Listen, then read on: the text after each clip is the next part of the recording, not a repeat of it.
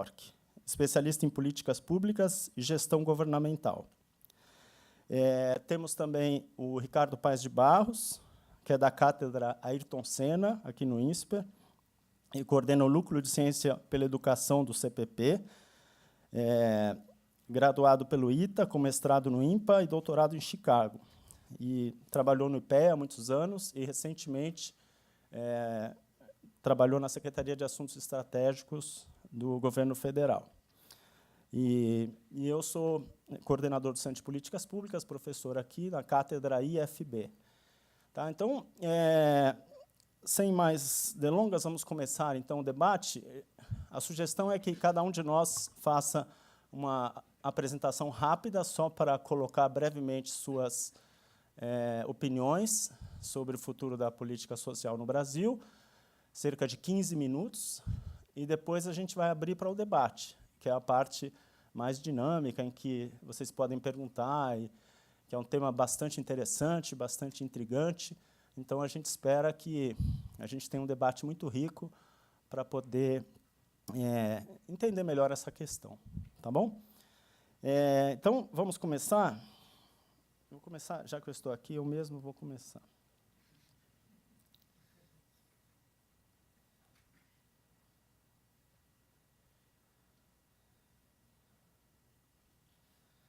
Bom, em primeiro lugar, a gente tem que discutir quais são os objetivos de uma política social, né? Aonde você quer chegar. E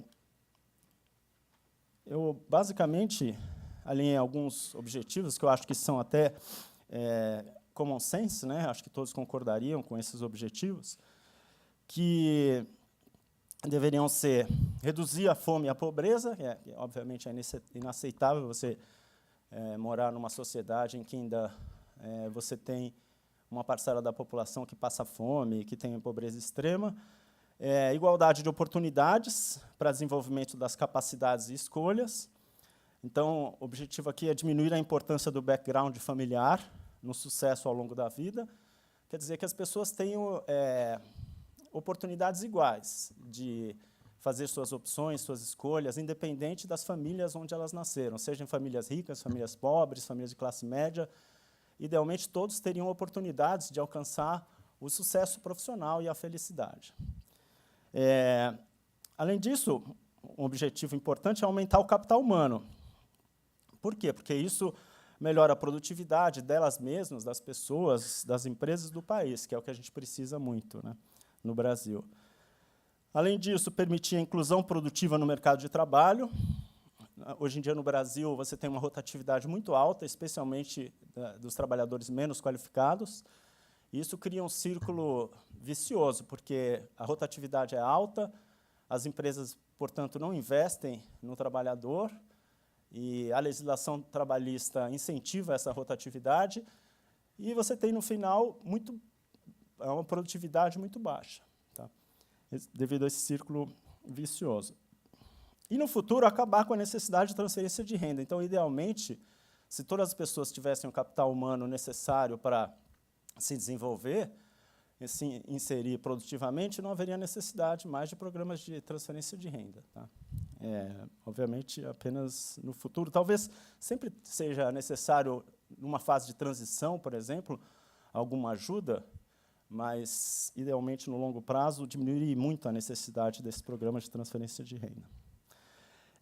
Qual é o problema brasileiro? Bom, aqui, se a gente colocar dentro de uma perspectiva histórica, dificilmente a gente consegue combinar avanços sociais e avanço de produtividade no Brasil. Então, eu estava olhando os dados. Hoje em dia, você tem dados setoriais de produtividade desde 1960, e você tem dados de educação. Então, eu comparei o crescimento da educação e da produtividade no Brasil em períodos específicos e com outros países.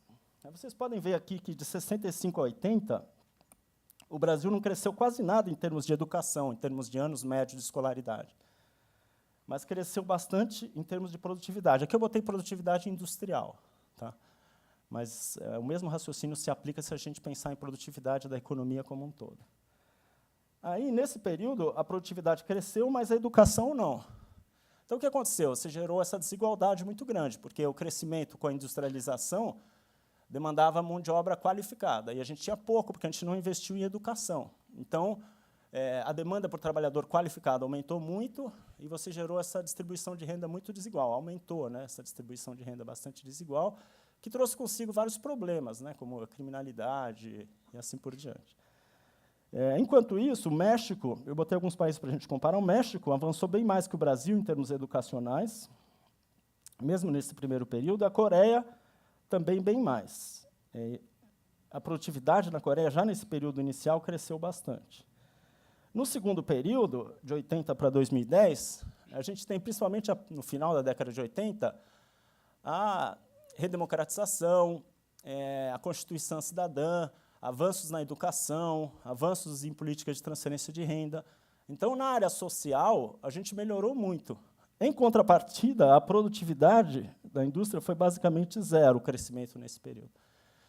Então, parece que a gente fica tendo que escolher entre duas coisas, ou o crescimento da produtividade ou o avanço social, pelo menos se você pegar esses longos períodos.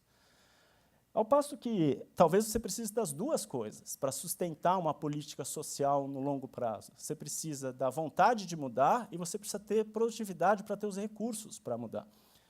Se você comparar com a Coreia aqui, a Coreia, no período inicial, já cresceu educação e produtividade, e, nesse período final, cresceu muito mais a educação, 3 vezes mais do que o Brasil, mesmo no período que a gente diz que houve esse avanço educacional. Na Coreia foi 3 vezes maior, e a produtividade disparou, basicamente, na Coreia. Então, a Coreia já ingressou no mundo dos países ricos, né? E, em parte, graças a esse desenvolvimento educacional que aconteceu desde o início aqui e continuou no período seguinte. Tá? E o Brasil, a gente fica ou produtividade ou avanços sociais. Então, a tônica dessa minha palestra é a necessidade de combinar as duas coisas, crescimento de produtividade e crescimento e avanço social.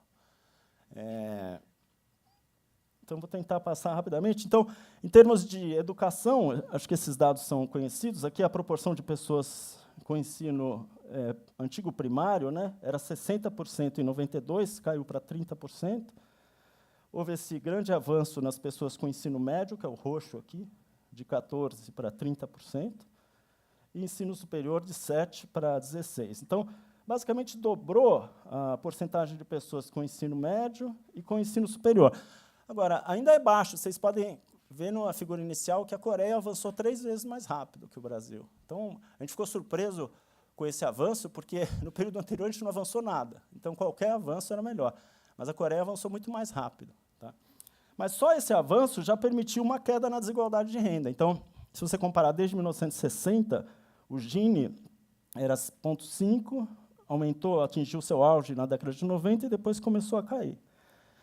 Então, graças aos avanços da educação, uma parte também políticos de transferência de renda, aumento do salário mínimo, tudo isso contribuiu para a queda na desigualdade nesse período recente.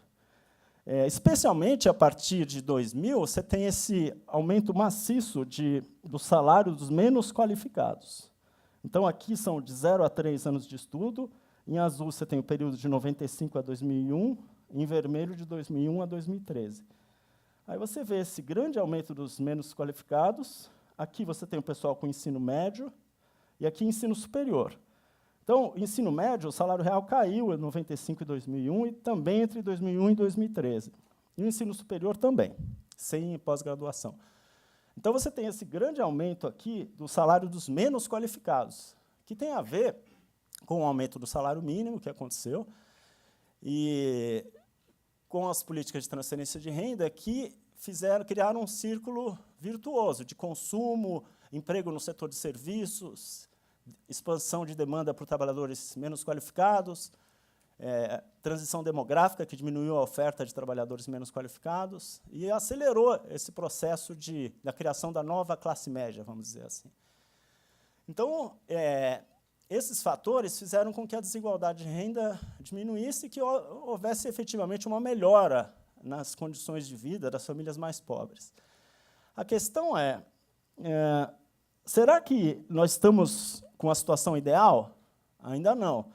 Por exemplo, a gente está muito longe de termos igualdade de oportunidades. Então, se você pegar aqui é a porcentagem de jovens aos 18 anos que entrou na faculdade, de acordo com a escolaridade da mãe. São dados longitudinais, você acompanha os mesmos crianças ao longo do tempo.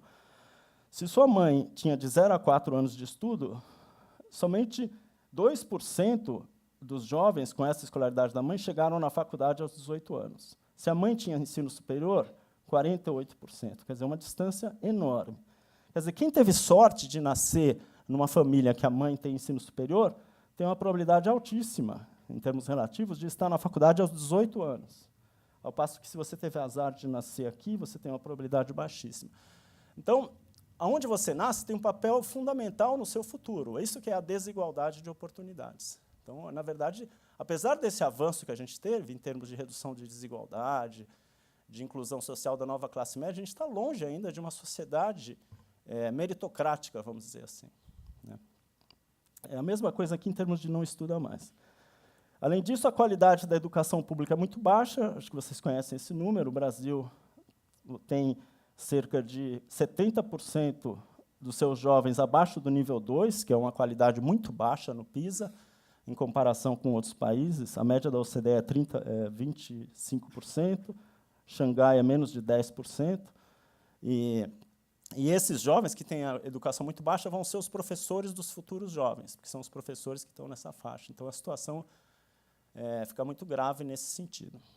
Então, basicamente, a gente avançou, não muito rápido em comparação com outros países, mesmo na nossa fase áurea, e falta muito a ser feito. Então, a questão é possível manter os avanços sociais das últimas décadas sem ganhos de produtividade? Acho que essa que é a questão. Porque toda vez que a gente avança social, a gente não avança a produtividade. Quando a gente avançou a produtividade, a gente não avançou em termos sociais. Como responder essa pergunta? Então, eu vou dar algumas as minhas impressões e depois a gente discute no debate. Então, eu acho que na educação e saúde, sim, mesmo se não tiver ganhos de produtividade, é possível avançar. Por quê? Porque educação e saúde é muita questão de gestão. Então, mais importante do que o volume de recursos é a forma como você gerencia esses recursos. Quer dizer, você tem um problema de incentivos, de gestão, de continuidade de políticas, de objetivos claros, que você não necessariamente necessita de mais recursos. Tá? Sobral, por exemplo, é um exemplo que a gente sempre cita, que em 2005 estava aqui, perto do Ceará, perto das escolas públicas brasileiras, em termos do IDEB, né, que é o nosso índice de síntese de educação, e agora está com 7,8, acima das escolas privadas. Então, você tem um município no interior do Nordeste, no Ceará, que tem um IDEB maior do que a média das escolas privadas brasileiras, e melhor que vários países da OCDE, sem um aumento grande de recursos. Então, parece claro que só gerenciando o sistema público de forma mais eficiente, você consegue grandes avanços em educação e saúde. É possível continuar avançando, mesmo sem melhorar a produtividade. Agora, em termos de transferência de renda, parece difícil, porque transferência de renda você precisa de mais e mais recursos para poder transferir. E aí, você tem, hoje em dia, a necessidade de ajustar o setor público. Todos sabemos do debate que a gente tem, despesas obrigatórias que não param de crescer, altos gastos com previdência e aumentos do salário mínimo que vão impactando todos esses gastos. Então, sem aumentar a disponibilidade de recursos que a sociedade tem, dificilmente você vai conseguir ampliar esses programas de transferência de renda sem aumentar impostos, por exemplo. Tá? Você pode eliminar subsídios, que estão aí em todo lugar, né, para indústria, para vários setores e regiões, mas provavelmente não vai ser suficiente, ou aumentar impostos. Então, basicamente, tem algo que pode ser feito em termos de educação, melhorando a gestão, mas, em termos de transferência de renda, é muito difícil. E, para terminar, a questão fundamental aqui, em termos de futuro da política social, é investir na primeira infância. Tá? A gente tem um núcleo Ciência pela Infância, que é um núcleo que a gente tem com a Universidade de Harvard, que a gente tem com a Fundação Maria Cecília Souto Vidigal, a USP. E as evidências mostram claramente que você tem que investir cedo na vida da criança. O cérebro apresenta uma maior plasticidade nos primeiros anos de vida, os déficits de desenvolvimento de habilidades cognitivas e não cognitivas vão crescendo ao longo do tempo, fica cada vez mais caro você remediar esses problemas. Programas de desenvolvimento infantil extensos têm resultados significativos e duradouros.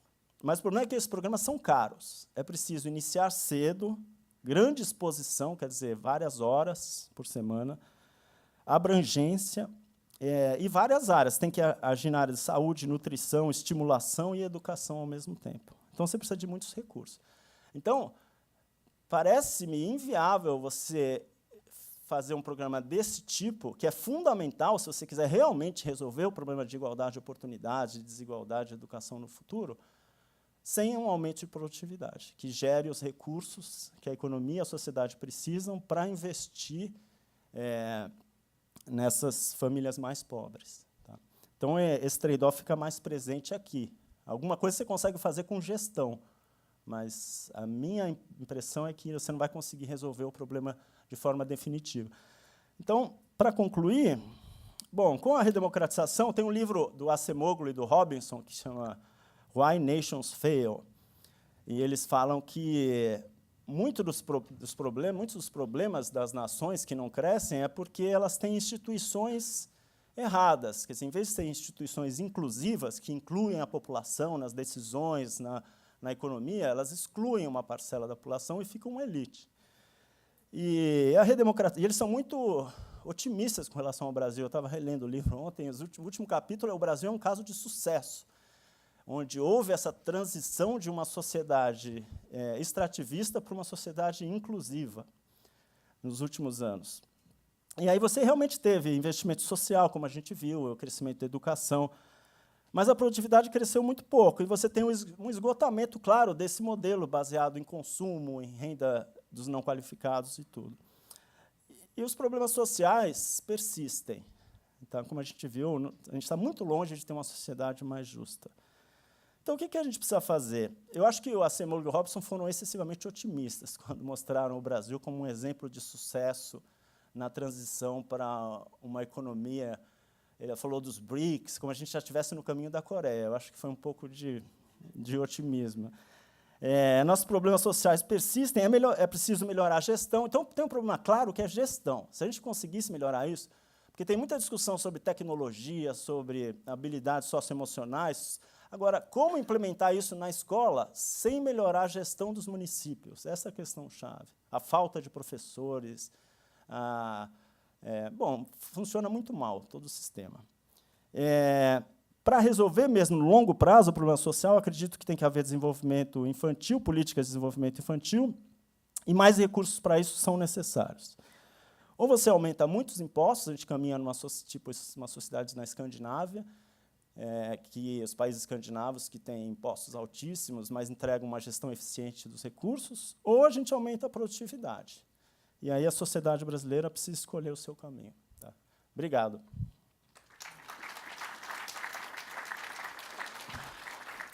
Vou chamar agora o Ricardo Paes de Barros.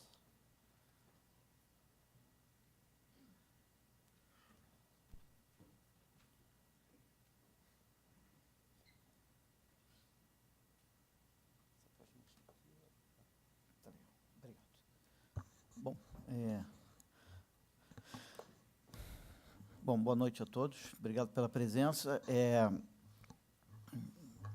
dizer, o que eu vou falar aqui vai ser muito alinhado aí com o Naércio. Acho que vai ser difícil a gente ter muita discordância aqui, mas eu vou tentar puxar algumas coisas em algumas direções um pouco mais fortes, de tal maneira que a gente possa debater um pouco. Bom, eu acho que a primeira coisa que eu já mostrei aqui em outras oportunidades é que, na última década, o Brasil passou por um avanço social fantástico, né? Porque a gente está aqui discutindo se a gente precisa mudar ou não a política social brasileira. Acho que a primeira pergunta é se a gente realmente precisa de alguma mudança, né? Então, esse mapa aí é o mapa do Índice de Desenvolvimento Humano brasileiro a nível de município. Essa área vermelha é um índice de desenvolvimento humano muito baixo, abaixo de meio, Em 2000, a gente tinha metade dos municípios brasileiros abaixo de meio. Se você olhar esse mapa 10 anos depois, ele é assim, né? Quer dizer, você tem... Essa é a melhora do Brasil em 10 anos. O número de municípios com IDH, né, abaixo de meio era cerca de 50%, agora é menos do que 0,5%. Quer dizer, você caiu 100 vezes, não 10 vezes, mas 100 vezes. Né? Você não caiu de 50% para 5%, você caiu de 50% para 0,5%. Então, isso é um progresso absolutamente fantástico e que podia levar a uma discussão de que, bom, estamos ganhando o jogo, não vamos mexer nessa política social. Né? No final, inclusive, do governo Lula, ele tinha uma pretensão de fazer uma coisa que fosse a consolidação da consolidação da política social, de tal maneira que ela ficasse intocável. Eu estava no grupo das pessoas que está dizendo não faz isso de jeito nenhum, tá certo? Eu vou tentar explicar por que time que está ganhando a gente muda, tá certo? Vou tentar argumentar nessa direção. A outra coisa que mostra o sucesso brasileiro é essa curva que ela mostra a taxa de crescimento, né, dos 10% mais pobres até a taxa de crescimento dos 10% mais ricos. Né? E a gente percebe que a taxa de crescimento dos 10% mais pobres, durante esses mais de 10 anos, nesses 12 anos, foi mais de 3 vezes maior do que a taxa de crescimento dos mais ricos. O que quer dizer que todo mundo cresceu, mas os pobres cresceram muito mais rápido que os ricos, que significa uma enorme desigualdade na taxa de crescimento, que é absolutamente essencial para você reduzir a desigualdade. Você só reduz a desigualdade se você tiver desigualdade na taxa de crescimento na direção correta. Foi exatamente o que a gente fez. Só para a gente ter uma ideia quão difícil é você fazer uma parte da sociedade crescer 6,5% e a outra crescer 2%, e a média está a 3,5%. Isso aqui é como se o rico estivesse andando numa estrada a 60 km por hora e estivesse vendo o pobre vindo a 180 km por hora, tá certo? Quer dizer, você tem uma sensação de aproximação, tá certo? A única questão brasileira é que o rico brasileiro, para ver o pobre, ele tinha que ir no espaço, pegar aquele telescópio que está lá no espaço para conseguir ver aonde que o pobre está. Ou seja, a distância é tão grande que, mesmo vendo o cara andando a 180 km por hora, não te dá nenhuma sensação de que você será ultrapassado. Tá certo? Mas é uma coisa impressionante você ver um pobre avançando a uma velocidade 3 vezes maior. Né? Você está vendo, na verdade, o rico brasileiro, durante esse período todo, viu a média brasileira se aproximar dele. Né? Quer dizer, não é só que ele estava andando a mesma velocidade da média brasileira, ele estava andando mais lento do que a média brasileira, ele estava vendo a média brasileira se aproximar dele. Né? Enquanto que o pobre estava andando a uma velocidade 2 vezes maior do que a média brasileira. Então, ele estava se aproximando da média brasileira com alta velocidade. Para a gente ter uma ideia da dificuldade de fazer isso, a gente costuma mostrar esse gráfico que, na verdade, você tem aqui todos os países do mundo, né, que a gente padronizou para se fossem 100, que eles estão ordenados pela taxa de crescimento. E o que você percebe é o seguinte: os 10% mais ricos brasileiros, os 10% mais pobres brasileiros, os 20 milhões mais pobres brasileiros, se eles fossem um país, eles estariam entre os 5% do mundo que mais cresce, junto com a China. Tá certo? Enquanto que os ricos, os 10% mais ricos, os 20 milhões brasileiros mais ricos, estão crescendo quase que no primeiro terço que menos cresce no mundo, né? Perto aqui da Suécia. Então, na verdade, os 10% mais pobres têm a sensação de que eles são um grupo que mais cresce no mundo, enquanto que os 10% mais ricos têm realmente a sensação de que eles estão relativamente crescendo muito pouco em relação ao mundo. Né? É como se os pobres aproximando estivessem crescendo como a China e os ricos estivessem crescendo como a Suécia. E o que o rico e o pobre brasileiros veem é que o rico vê o pobre se aproximando na mesma velocidade relativa que a Suécia vê os chineses se aproximando dela. Né? Quer dizer, a velocidade com que a gente está reduzindo desigualdade é mais ou menos a mesma velocidade que o mundo está reduzindo desigualdade na medida em que a China está se aproximando da Suécia. Mas, basicamente, a gente está colocando entre o nosso rico e o nosso pobre bem mais da metade da população mundial. A gente está colocando quase 60% dos países do mundo entre o nosso rico e o nosso pobre. Por que isso é importante? A única maneira de a gente reduzir desigualdade mais ainda seria a gente afastar essas duas bolinhas, né? Ou a gente faz isso aqui crescer mais rápido ainda, ou a gente faz isso aqui crescer mais lento.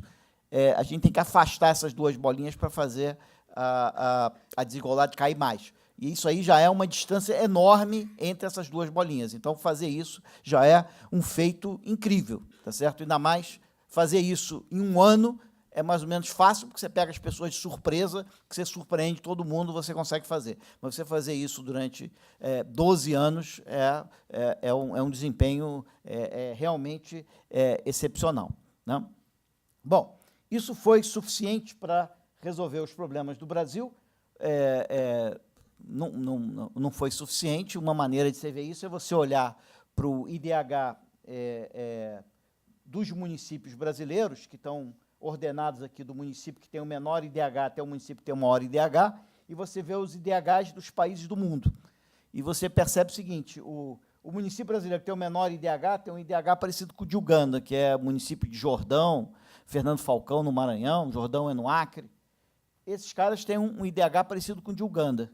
E o município brasileiro que tem melhor IDH, que deve ser São Bernardo, por ali, Santos, etc., tem um IDH parecido com o da Holanda. Ou seja, o Brasil tem uma desigualdade que a gente tem locais com IDH holandês até Uganda. Ou seja, a gente coloca 85% da população mundial no espectro brasileiro. Ou seja, você indo no Brasil de Jordão a Santos, Jordão no Acre, fronteira com Peru, né, a Santos, você cobre 85% do espectro de desenvolvimento humano no mundo, o que mostra uma enorme desigualdade. Então, reduzimos muita desigualdade? Reduzimos, mas tem muita desigualdade ainda para ser reduzida. Então, a pergunta é a seguinte: bom, você tem muito trabalho pela frente, né, mas você teve um enorme e fantástico resultado na última década.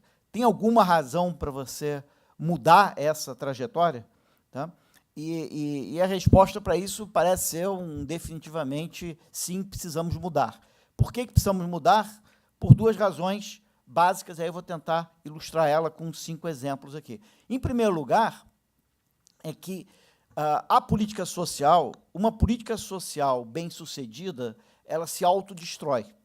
Pelo seguinte, quer dizer, como isso é fácil você ver em saúde, né? Se eu tiver uma política muito boa que elimine a dengue, essa política no ano seguinte, se ela foi muito boa no ano anterior, no ano seguinte ela não adianta nada eu vir de novo com a mesma política para eliminar a dengue. Se eu já eliminei a dengue, eu não preciso mais dessa política, tá certo? Então, se você faz uma política para combater o analfabetismo e resolve o analfabetismo, você não precisa dessa política no próximo ano, né? A grande vantagem do Brasil em termos de analfabetismo é que ele tem uma política para reduzir o analfabetismo há mais de, não sei quantos, pelo menos 10 anos, durante todo o governo Lula, ele tem a mesma política ao Brasil alfabetizado, não conseguiu reduzir o analfabetismo, então continua com a mesma política tentando reduzir o analfabetismo. Mas, se você conseguir reduzir, você destrói a própria política, tá certo? Se você tinha um problema de repetência nas séries iniciais, você faz uma política que elimina essa repetência, você não precisa, talvez, mais dessa política naquela posição. Então, a questão toda é o seguinte: é que um país que tem uma política social efetiva é um país que tem que mudar a sua política social. E o pior que isso, quanto mais efetiva é a tua política social, mais rápido você tem que mudar a tua própria política. Tá certo? Ou seja, quanto mais rápido você resolve os problemas, mais rápido você tem que mudar o desenho da tua política. E a outra questão que você tem que mudar é quando o país muda. Se você é um país que está mudando muito rapidamente, você precisa mudar a tua política também muito rapidamente. E eu vou tentar mostrar para vocês, de uma maneira bem rápida aqui, que o Brasil está envelhecendo o que a França demorou 120 anos para envelhecer, o Brasil está fazendo em 20 anos. Ou seja, nós estamos envelhecendo 6 vezes mais rápido do que a França. Se você está envelhecendo, isso te obriga a você mudar toda a tua política social. Caso contrário, você vai promover gigantescas transferências intergeracionais. Então, você tem que ser cuidadoso com isso. Tá certo? E se você está envelhecendo rápido, você precisa mudar a tua política social mais rapidamente. Tá certo? Porque você não pode esperar as pessoas terem 40, 50 anos para dizer para ele que as regras de aposentadoria irão mudar. Você tem que avisar quando aquela pessoa está entrando no mercado de trabalho. Então, eu estava querendo falar aqui rapidamente sobre 5 desafios. Tem vários gráficos, eu vou mostrar um de cada. Tá? A primeira coisa que a gente tem que se preocupar é que esse gráfico é o seguinte, ele mostra a taxa de crescimento, quer dizer, na linha horizontal, está as famílias da mais pobre para a mais rica. Tá certo? A mais rica está lá, do lado de lá, a mais pobre está do lado de cá. Tá certo? Só tem que esse gráfico, em vez de ele mostrar a taxa de crescimento da renda per capita, ele mostra a taxa de crescimento da renda do trabalho dessas famílias. Tá certo? Então, ele serve para você entender a inclusão produtiva. Quer dizer, nesse lado aqui, ó, que você percebe essa curva caindo, quer dizer, esse pico aqui é muito importante. Ele está mostrando que, para os pobres, a renda do trabalho daquele grupo ali cresceu muito. Mas o que você percebe é essa queda nesse canto aqui. Né? Essa queda nesse canto, em particular aqui entre os 5% mais pobres, quer dizer o seguinte, que para os 5% mais pobres, a renda da família cresceu, mas a renda do trabalho não cresceu tanto assim. Tá certo? Então, aquilo que o Naef estava falando é verdade. O Brasil promoveu um crescimento com redução de desigualdade fantástico, inclusive incluindo os 5% mais pobres, só tem que, ao contrário daqueles DCs seguintes, que essa inclusão, esse aumento na renda foi liderado pela renda do trabalho desse grupo, e, portanto, pela inclusão produtiva, naquele grupo da ponta, aqueles 5% mais pobres, a renda do trabalho não cresceu. Ou seja, o que está acontecendo com o Brasil é que os 5% mais pobres brasileiros estão sendo incluídos na sociedade brasileira, mas não incluídos produtivamente. Eles estão sendo incluídos porque nós estamos transferindo renda para eles, eles não estão sendo incluídos produtivamente, no sentido de que a renda do trabalho deles não está crescendo. Então, nós temos um problema de ainda incluir na nossa economia esse grupo, de tal maneira que ele possa autonomamente sair da pobreza e não sair da pobreza simplesmente porque nós estamos sendo benevolentes e transferindo renda para eles. Ou seja, nós tivemos um grande avanço na inclusão produtiva dos outros DCs, falta se preocupar com os 5% mais pobres. A segunda questão importante é a gente levar em consideração que o Brasil tem um dividendo demográfico fantástico. Essa linha azul é a população entre 15 e 59 anos, que era tradicionalmente considerada a população em idade ativa. Né? E o pessoal de menos de 15 e mais de 60 eram aqueles que não eram, em princípio, economicamente ativos. Tá certo? Essas faixas etárias mudaram no tempo, mas precisa fazer uma análise histórica, é mais ou menos isso que todo mundo usa. Se você olhar o que aconteceu com o Brasil depois de 70, aconteceu isso. De tal maneira que o Brasil tem hoje 65 milhões de pessoas em idade ativa, a mais do que ele tem pessoas fora da idade ativa. Isso dá para ele uma possibilidade de expandir a poupança e promover investimento rara. Você pode perceber que, lá no final, isso vai juntar de novo. Tá certo? Demograficamente, isso nunca não tem nenhum país que consegue manter essa abertura o tempo todo. Essa diferença ela volta a equilíbrio, isso é um desequilíbrio que vem do fato de que você teve um movimento diferenciado com a queda da mortalidade e da fecundidade ocorrendo em períodos diferentes, gerou essa pequena montanha. Então, você tem 65 milhões de trabalhadores a mais do que você tem dependentes. quer dizer, isso dá para a gente a maior juventude de todos os tempos. Quer dizer, o Brasil hoje tem 50 milhões de jovens, vai ter isso até 2020 e poucos, e depois o número de jovens vai cair. Ou seja, isso quer dizer que você tem uma enorme juventude, né, da qual acho que boa parte de vocês fazem parte, que basicamente tem que construir o país. E vai construir o país num momento em que tem poucos dependentes. Tá certo? Um pouco mais na frente vai ter uma quantidade de idosos muito grande que vai requerer transferências e apoio desse grupo. Bom, a questão é a seguinte, como é que a gente está equipando essa nova população jovem, que é a maior população jovem de todos os tempos? Nós precisamos, portanto, de uma política social para a juventude, né, que dê a essa juventude muita educação e, portanto, produtividade, e que seja capaz de produzir postos de trabalho que sejam capazes, que sejam desafiantes e que possam usar toda a criatividade desse grupo. E aí é que nós estamos em apuros e precisamos mudar radicalmente.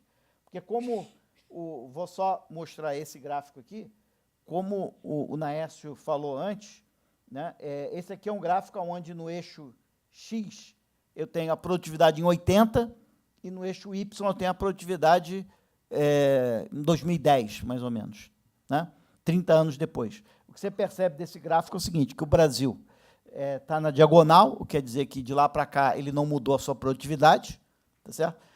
Enquanto que a Coreia, em 80, tinha mais ou menos a mesma produtividade que o Brasil, e agora ela tem uma produtividade 3 vezes a brasileira, ou seja, em 80, um trabalhador brasileiro produzia a mesma coisa que um trabalhador coreano. Hoje, você precisa de 3 trabalhadores brasileiros para produzir a mesma coisa que um trabalhador coreano. E, com relação à China, a coisa é mais complicada, porque a China, em 80, eu precisava de 10 chineses para produzir a mesma coisa que um trabalhador brasileiro, agora mais ou menos o que um brasileiro produz é a mesma coisa que um chinês produz. E se a produtividade na China ultrapassar a produtividade brasileira, o Brasil vai ter grandes dificuldades de competir no mercado internacional por qualquer coisa que você vá produzir. O que isso aqui é dramático é que, quer dizer, se você olhar, você vai ver o seguinte, só para dramatizar, a produtividade brasileira, não só ela é baixa, mas ela está crescendo a 1 e pouco % ao ano, que é mais ou menos menos da metade do que está crescendo a produtividade do trabalho na África. Tá certo? Então, o Brasil não só tem uma produtividade muito baixa, mas está crescendo a uma velocidade muito lenta, no momento em que ele tem a maior quantidade de trabalhadores disponíveis para trabalhar e construir o país. Então, você tem uma situação difícil, que te diz o seguinte, olha, vem cá, você tem a maior coorte de jovens de todos os tempos, você nunca vai ter tantos, você nunca vai ter tão poucos dependentes para cada pessoa em idade ativa, esse grupo tem todas as condições demográficas para dar um impulso para o Brasil, você está dando a eles um posto de trabalho de baixíssima qualidade. E você está equipando eles com que escolaridade? Tem vários gráficos aqui, mas só para mostrar esse, a escolaridade dos nossos jovens adultos, que são aqui as pessoas, vamos dizer, com 35 anos, seriam os nossos adultos relativamente recentes, eles têm, em média, 9 anos de estudo. Tá certo? Isso é a mesma escolaridade que o pai desses mesmos adultos recentes tem no Chile. Ou seja, aquilo que as pessoas hoje, aquela educação que as pessoas hoje de 30 anos têm no Brasil, é igual àquela educação que as pessoas de 60 anos têm no Chile. Ou seja, a gente, em termos educacional, a gente está mais ou menos só 30 anos atrás do Chile. Só para a gente não achar que... quer dizer, isso aí quer dizer o seguinte, na foto a gente está muito ruim, mas na velocidade a gente está ruim também, porque isso aqui é quantos anos de estudo alguém acumula do 15 aos 18 anos. De 15 a 18 anos, todo jovem devia acumular 3 séries. A gente pode depois discutir se ele realmente aprendeu muita coisa naquelas 3 séries, mas pelo menos tinha que completar 3 séries. O Brasil estava nessa trajetória aqui até 2000. Ele estava numa trajetória de tal maneira que aqui entre 2005 e 2010, eu ia chegar, entre 2005 e 2010, eu ia chegar numa situação que um jovem de 15 a 18 anos completaria 3 anos de estudo, tá certo? Não seriam necessariamente 3 anos do médio, mas seriam 3 anos de estudo. Tá? O que aconteceu ali, perto de 2000, a gente fez uma curva, ficou mais horizontal, então nem a quantidade da educação está aumentando tanto assim, está aumentando menos do que ela estava aumentando, inclusive antes, aí na década de 90. Tá certo? Então, nós temos um duplo desafio. Nós temos a maior juventude de todos os tempos, que teria condições de alavancar o país enormemente, porque vai passar por um período onde existem poucos dependentes, então pode poupar, pode investir, mas esse grupo, que devia ser premiado com a melhor educação de todos os tempos e postos de trabalhos de excelente qualidade, está pegando uma época do Brasil em que a educação está atrasada e lenta e a produtividade está atrasada e lenta. Ou seja, ele nem é dado a ele a educação que ele precisa, nem é dado a ele os postos de trabalho que vão estimular a criatividade e a produtividade dele o suficiente. Bom, só para terminar, mostrar para vocês o problema do envelhecimento. Quer dizer, o Brasil, por exemplo, pega a população de 70 anos e mais, diz o seguinte, olha, esse grupo é só 4% da população brasileira, são pobres, 4%, vamos ser muito benevolentes com eles. Vamos, só que podemos ser hoje, só tem que, no futuro, esse grupo vai subir a essa velocidade.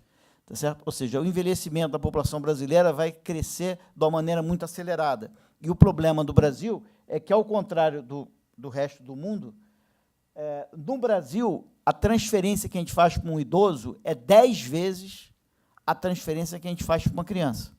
Enquanto que, por exemplo, no Uruguai, que é um país tido como sendo o país que beneficia a população idosa, essa relação é 4:1.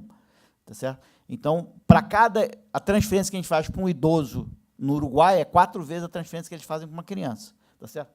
Se você olhar, por exemplo, no Japão, é mais ou menos 2. Ou seja, a transferência que você faz para um idoso é 2 vezes maior do que a transferência que você faz para uma criança. Na hora que você tem pouco idoso, você transferir 10 vezes mais para o idoso que é para a criança, não tem problema. Na hora que a população de idosos cresce exponencialmente e você mantiver essa relação de transferência entre os idosos e as crianças, você vai fazer uma massiva transferência intergeracional, né? E essa população jovem vai pagar uma conta gigantesca de transferências para a população idosa, que vai crescer de maneira acelerada. Então, seja pelas coisas que não estão mudando no Brasil, produtividade e educação, seja pelas coisas que estão mudando muito no Brasil, as condições demográficas, seja pelas coisas que a gente ainda não conseguiu resolver, que é a pobreza dos 5% mais pobres, a política social brasileira tem que se adaptar a tudo isso e ser uma política muito mais voltada para promover a produtividade via educação e via melhorias, investimentos em capital físico, incorporação de tecnologias, tá certo? Do que outras características dessa política social. Ou seja, a gente tem que, em resumo, o que sai desse gráfico aqui é que essa vasta política social brasileira, que foi tão importante no passado, tá certo? Agora ela é muito mais dependente do crescimento do que ela era antes. Então, o que a gente pode dizer é que hoje a melhor política social para o Brasil é uma política que promova o crescimento da produtividade e do crescimento. Quer dizer, se a gente não tiver um avanço na produtividade, em particular via, em parte, promovida por um aumento da escolaridade, dificilmente a gente vai conseguir manter e continuar reduzindo a desigualdade no Brasil. Obrigado.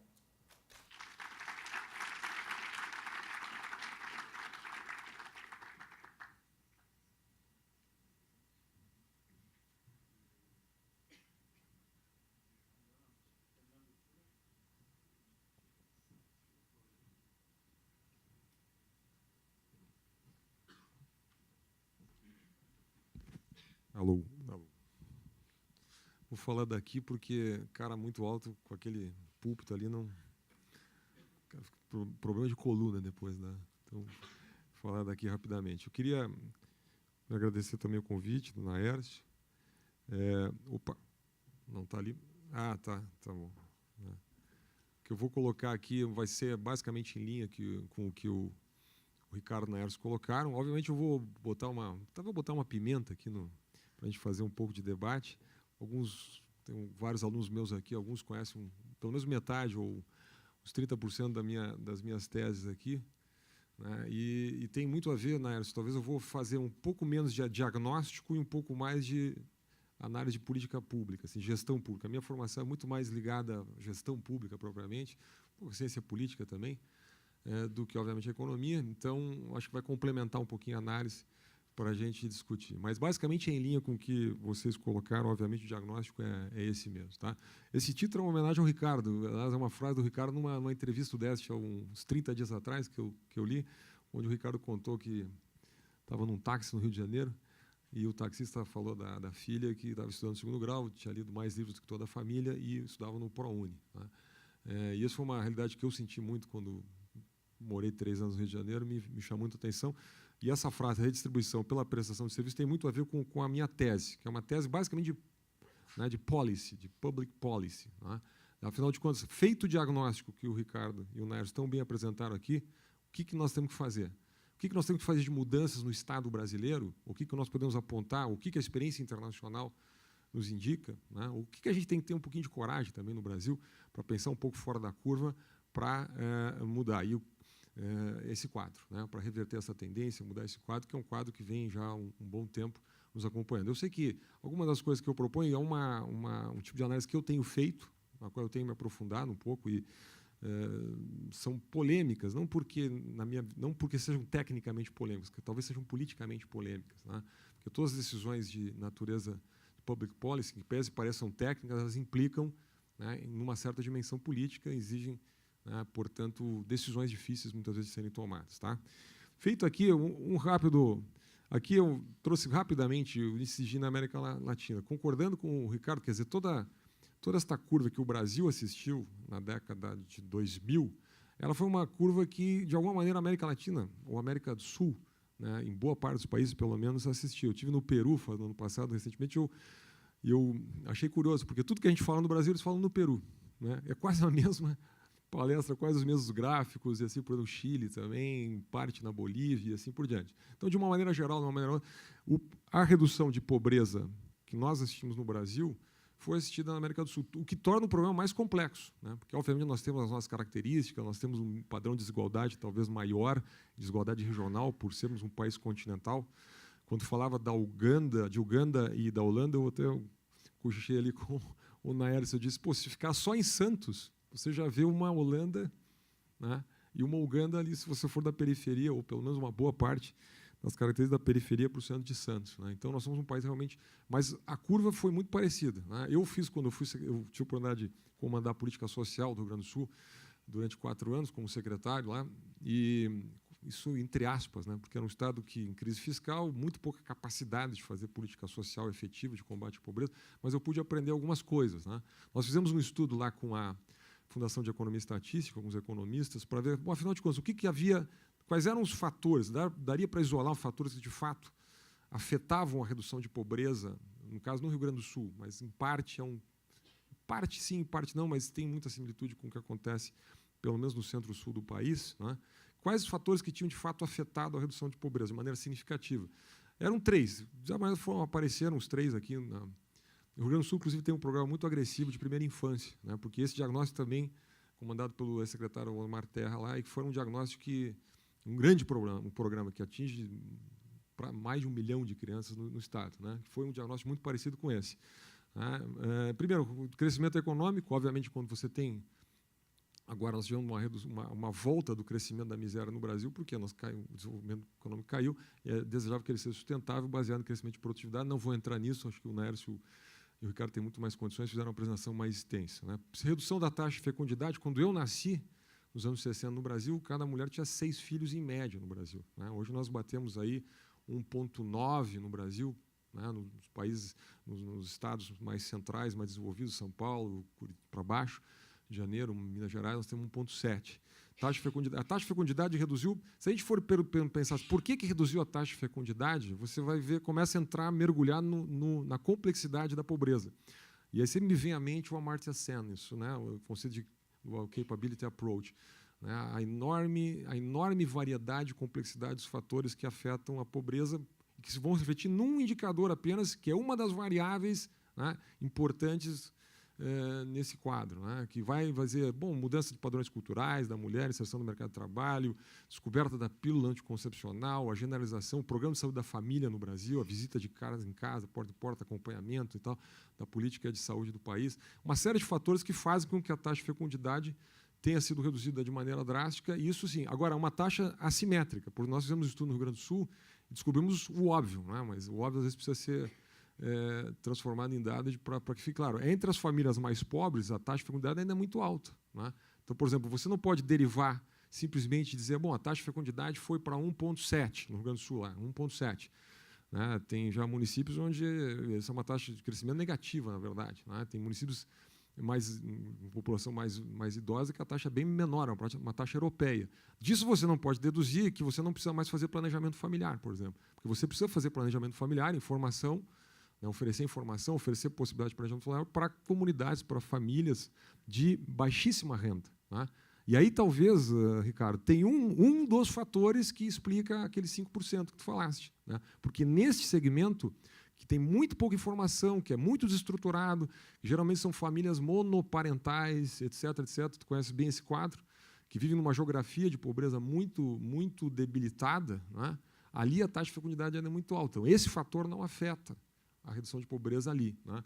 O outro fator, aumento da taxa de escolaridade, acho que foi colocado aqui, né, no Brasil, eu não vou repetir o dado que foi dado, um aumento mais ou menos constante, que vem lá dos anos 90, né, e agora vive um processo, talvez, de estancamento, né, tanto no ensino fundamental como no ensino básico. Né, e no fim, nós identificamos o que a gente chamava de geografia da pobreza, dois tipos de pobreza. Né. Tinha uma pobreza que a gente chamava endêmica, sistêmica, que é uma pobreza muito parecida, que é a pobreza como ausência de desenvolvimento, né, que é uma pobreza de regiões estagnadas, né, regiões que carecem de desenvolvimento econômico, boa parte do Nordeste brasileiro, um pouco do Sul, Sudeste do Rio Grande do Sul, mas você tem a pobreza como desigualdade de renda, que é a pobreza que eu falei da periferia das grandes cidades, onde você tem a extrema pobreza grudada na afluência. Né? São dois tipos de pobreza muito diferentes, que precisam ser tratados, portanto, com um receituário de combate à pobreza diferenciado.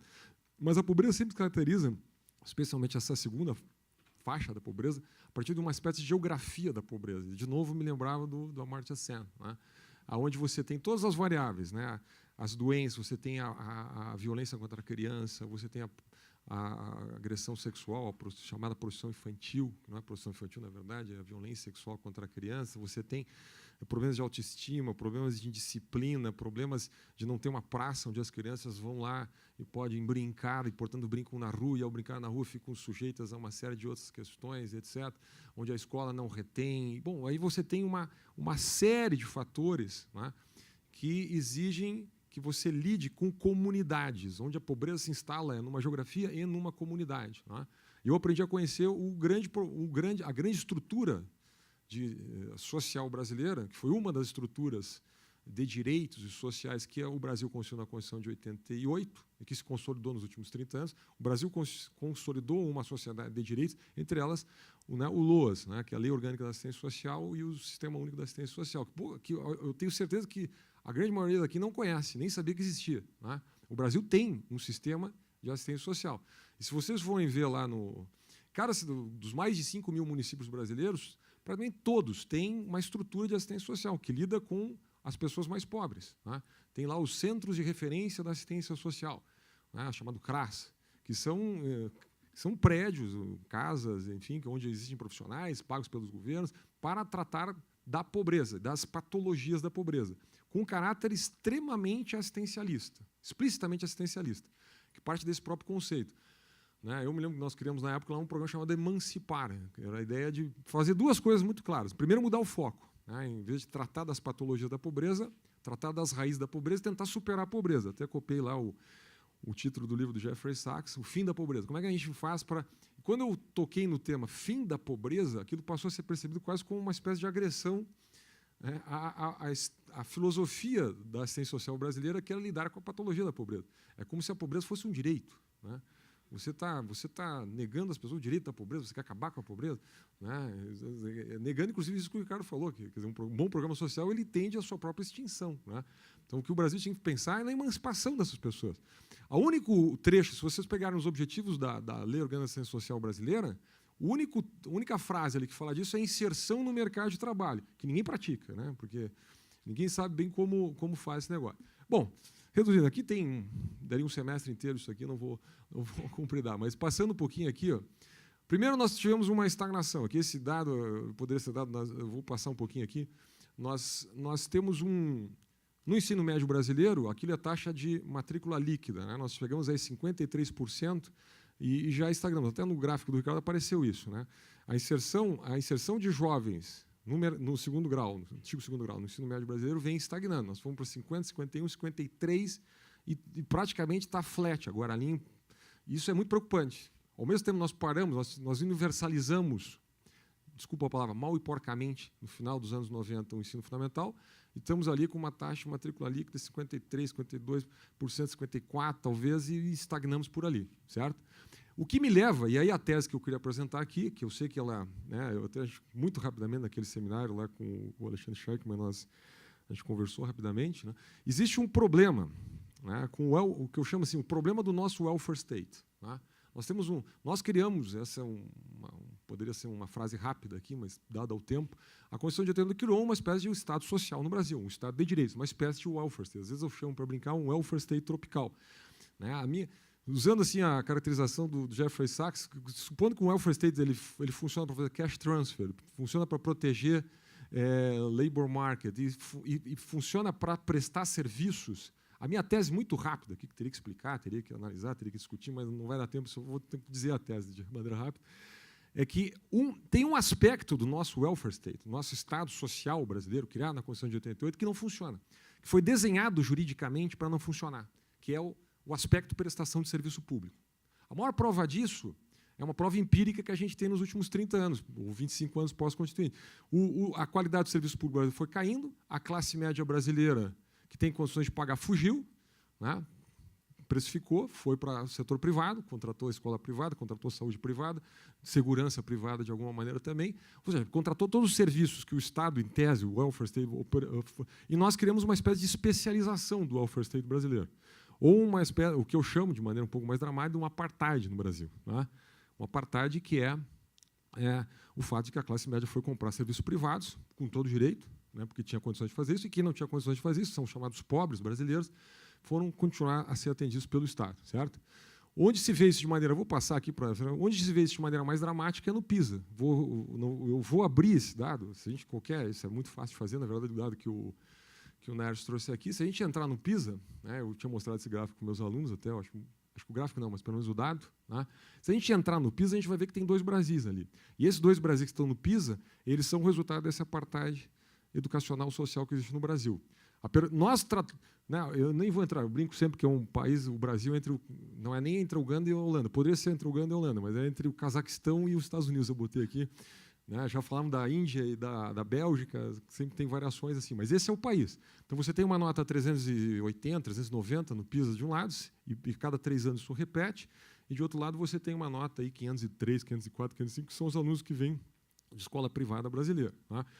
A explicação, bom, esse é um quadro. Alguns dizem assim, não, mas isso é natural, isso é óbvio, isso vai acontecer em todo lugar do mundo. Eu não acho que é natural, eu não acho que é óbvio. Tá? Não achar que isso é óbvio, não achar que isso é natural, na minha opinião, é o começo de uma discussão séria sobre como mudar este quadro, este apartheid social e educacional brasileiro. Tá? E aqui eu vou, passando aqui, brincando um pouquinho, quando a gente mostra esse dado, vou ter que mostrar, vou ficar meu argumento pela metade, mas para me manter dentro do tempo, quando a gente mostra essa dado, eu já participei de muitas discussões sobre educação, e um pouco na linha do que o Ricardo falou, ou seja, a gente tem que pensar como é que nós podemos educar esses jovens, como é que nós podemos aumentar a produtividade. Bom, nós temos 80% dos jovens brasileiros, adolescentes brasileiros, que frequentam a rede estatal de ensino fundamental e médio, a rede estatal de ensino básico. Portanto, nós temos 85% dos nossos adolescentes jovens que estão no Cazaquistão, que estudam no Cazaquistão, não nos Estados Unidos. Tá? Quando a gente coloca esse é dado inconveniente, ele causa um certo desconforto, tá? Gestores de política pública. Porque especialistas, gestores, Ministério da Educação, analistas, de maneira geral, gostam de tratar o dado flat, ou seja, não faz essa distinção, né, que eu chamo de apartheid. Eu gosto de fazer. Por que eu gosto de fazer? Né? Alguns dizem assim, ao explicar isso, ou quando se apresenta, eles dizem o seguinte, olha, esses alunos que estudam no ensino público, eles têm um resultado pior porque eles não tiveram o suporte da família, porque os pais têm escolaridade mais baixa, né? E aqui o Naércio apresentou corretamente a correlação. Eu estou dizendo, não há causalidade. Esse é o meu argumento aqui. Tá? Correlação, obviamente, e o Naércio apresentou corretamente a causalidade, né? A correlação. Tá? O que acontece? Esses jovens que estão lá que são a maioria dos 19 mil jovens que fazem o PISA todo ano, que são representativos desses 85% que estudam na rede estatal no ensino básico brasileiro, a explicação oficial da comunidade política brasileira, da comunidade especialista em educação no Brasil, ou geralmente que trata política social no Brasil, é o seguinte, são pobres porque nasceram de família, aprendem menos porque nasceram em famílias mais pobres, que não botam para estudar inglês, que não acompanham o estudo, porque não têm escolaridade em casa, não sei o quê. Ou seja, não aprendem porque são pobres.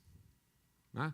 Isso é meio chocante dizer isso, não aprende porque são pobres, mas esta a explicação. Se vocês observarem os cursos que é dado, inclusive por ONGs privadas que tratam disso, pegar uma ONG como Todos pela Educação, esse é o discurso. Né? Se você pegar na universidade brasileira, o discurso majoritário é esse, obviamente do governo federal, ou seja, não, o jovem... Não. Por quê? Diz ali, porque, são pobres. E o que cria para mim um paradoxo, meus alunos que são alunos de pensamento crítico, sabem que eu gosto muito de falar de falácia e pensamento lógico, cria um paradoxo lógico terrível e irresolvível, né?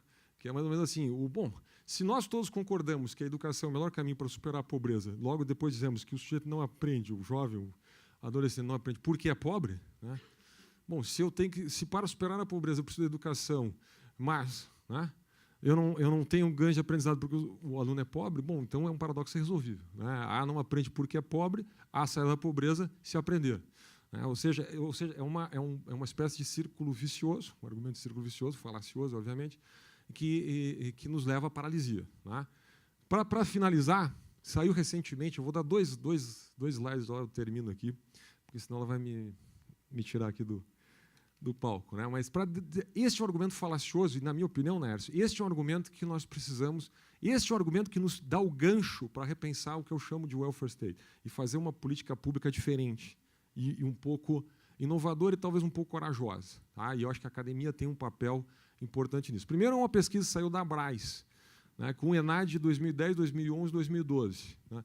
E eu sempre conhecia, eu percebia isso intuitivamente, porque eu acompanhava os dados empiricamente, assim, intuitivamente, os dados dos alunos do ENAD, mas não no ProUni, certo? O ProUni criou uma situação curiosa no Brasil, porque ele é uma das primeiras políticas públicas brasileiras que quebra o apartheid, porque ele colocou o aluno pobre em escola boa. Né? Porque só tem duas opções. Eu posso dizer, o aluno não aprende porque ele é pobre, portanto, não adiantaria botar ele em escola boa, e eu vejo especialistas que chegam a este ponto de dizer isso. Né? Então, não adiantaria botar, eu não conheço bem as escolas boas aqui de segundo grau, não adiantaria pegar os pobres de São Paulo, que estudam em colégios públicos e têm maus resultados no Enem, e botar no Colégio Santa Cruz, que eles não aprenderiam. Né? É um pouco essa teoria. Não é dita desta maneira, mas essa é a pressuposição geral. Aí, eu não via isso nesse grande experimento, ainda pouco analisado, essa é a primeira pesquisa que eu conheço que faz uma análise mais profunda, é uma excelente pesquisa. Né? Isso não aconteceu no ProUni, certo? E aí surgem os dados. Muito rapidamente, aqui, o dado é auto-evidente, em termos de percentual de acertos, né? Os alunos com ProUni 100% tiveram 49,36% de percentual de acerto.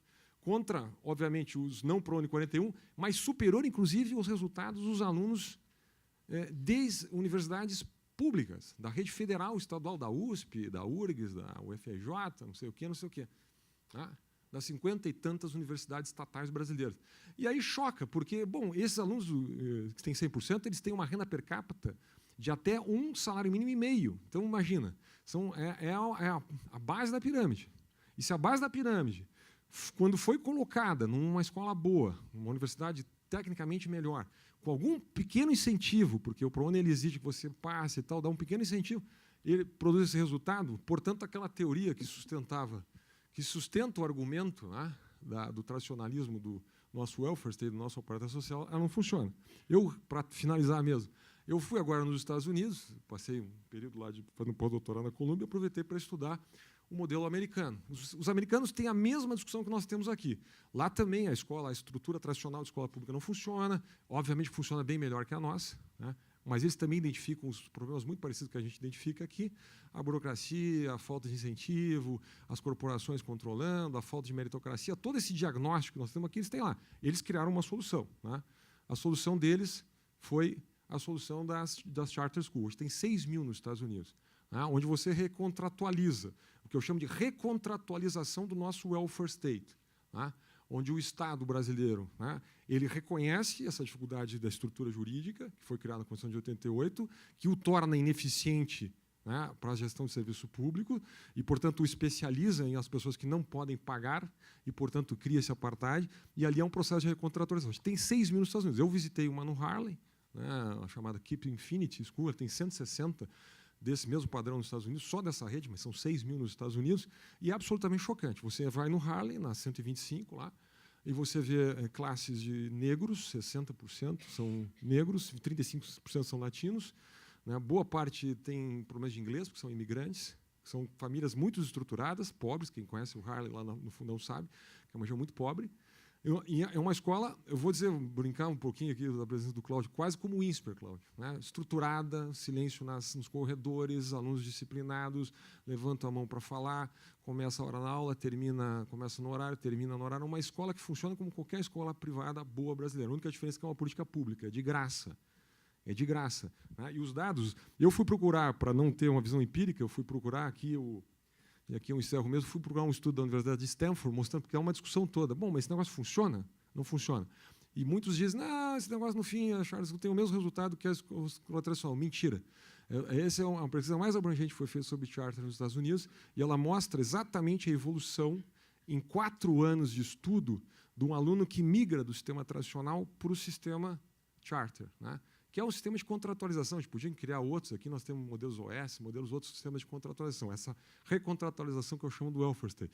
Então, ali eles calculam por dias ganhos de estudo, em termos de resultados, né? É óbvio que, no geral, o resultado é muito equilibrado, né? Porque o aluno ele sai de uma rede mais fraca, obviamente, no primeiro ano ele tem um resultado abaixo, porque ele encontra dificuldades de adaptação. Já no segundo ano ele passa um pouco acima do resultado médio do sistema tradicional, aqui a comparação em relação ao sistema tradicional. No segundo ano ele vai bem acima, e no terceiro ele tem um ganho em torno de 54 dias a mais, relativo a 54 dias a mais em termos de qualidade do que ele aprende no modelo. Por quê? Porque ele é pobre, sim, né, porque ele tem todos os condicionantes, mas porque ele foi colocado numa estrutura mais exigente, e ele consegue acompanhar. Ele não é um mau aluno, ele não deixa de aprender porque ele tem uma raiz, ou porque a mãe é pobre, porque ele não tem aula de inglês, porque a escola é ruim, né? Simplesmente porque o modelo de gestão é ultrapassado e precisa ser transformado, né? Precisa ter um pouco de inovação para transformar esse modelo e recontratualizar, como eles estão tendo nos Estados Unidos, e, infelizmente, a gente aqui no Brasil não está tendo. Tá? Obrigado.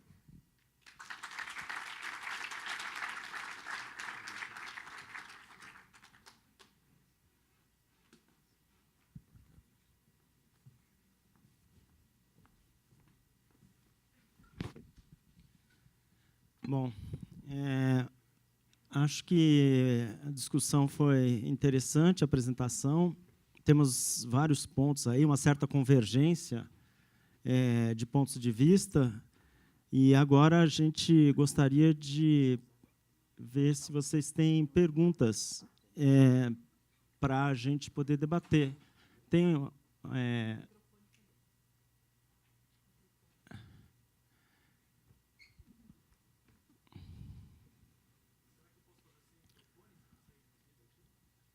Eu acho que ela vai levar. Eu acho que está sendo gravado.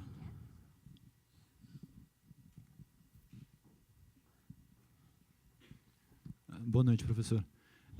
Eu, acolhendo a sua provocação sobre seria um problema de gestão na educação que leva à produtividade, eu fiquei perguntando o que da educação está ligado com a produtividade em si, e o que a gente poderia focar para uma reforma educacional no Brasil. A questão de gestão eu acho importante, porque foi levantada aqui, né, pelo Fernando, e parece que há um consenso que a gestão educacional é muito ruim no sistema público brasileiro. Quando você faz algumas mudanças, que é o caso de Sobral e o caso das charter schools, que foi apresentado pelo Fernando, você tem resultados bastante impressionantes.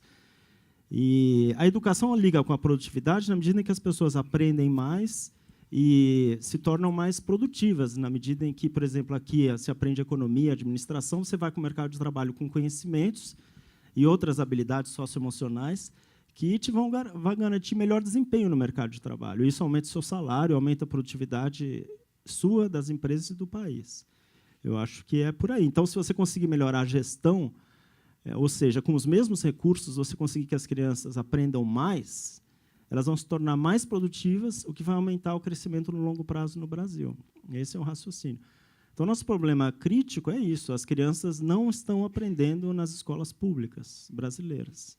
Por isso, toda a ênfase que nós tivemos na questão da educação. E aí tem que se pensar a gestão. Eu acho que é isso, né? Pois não. Boa noite.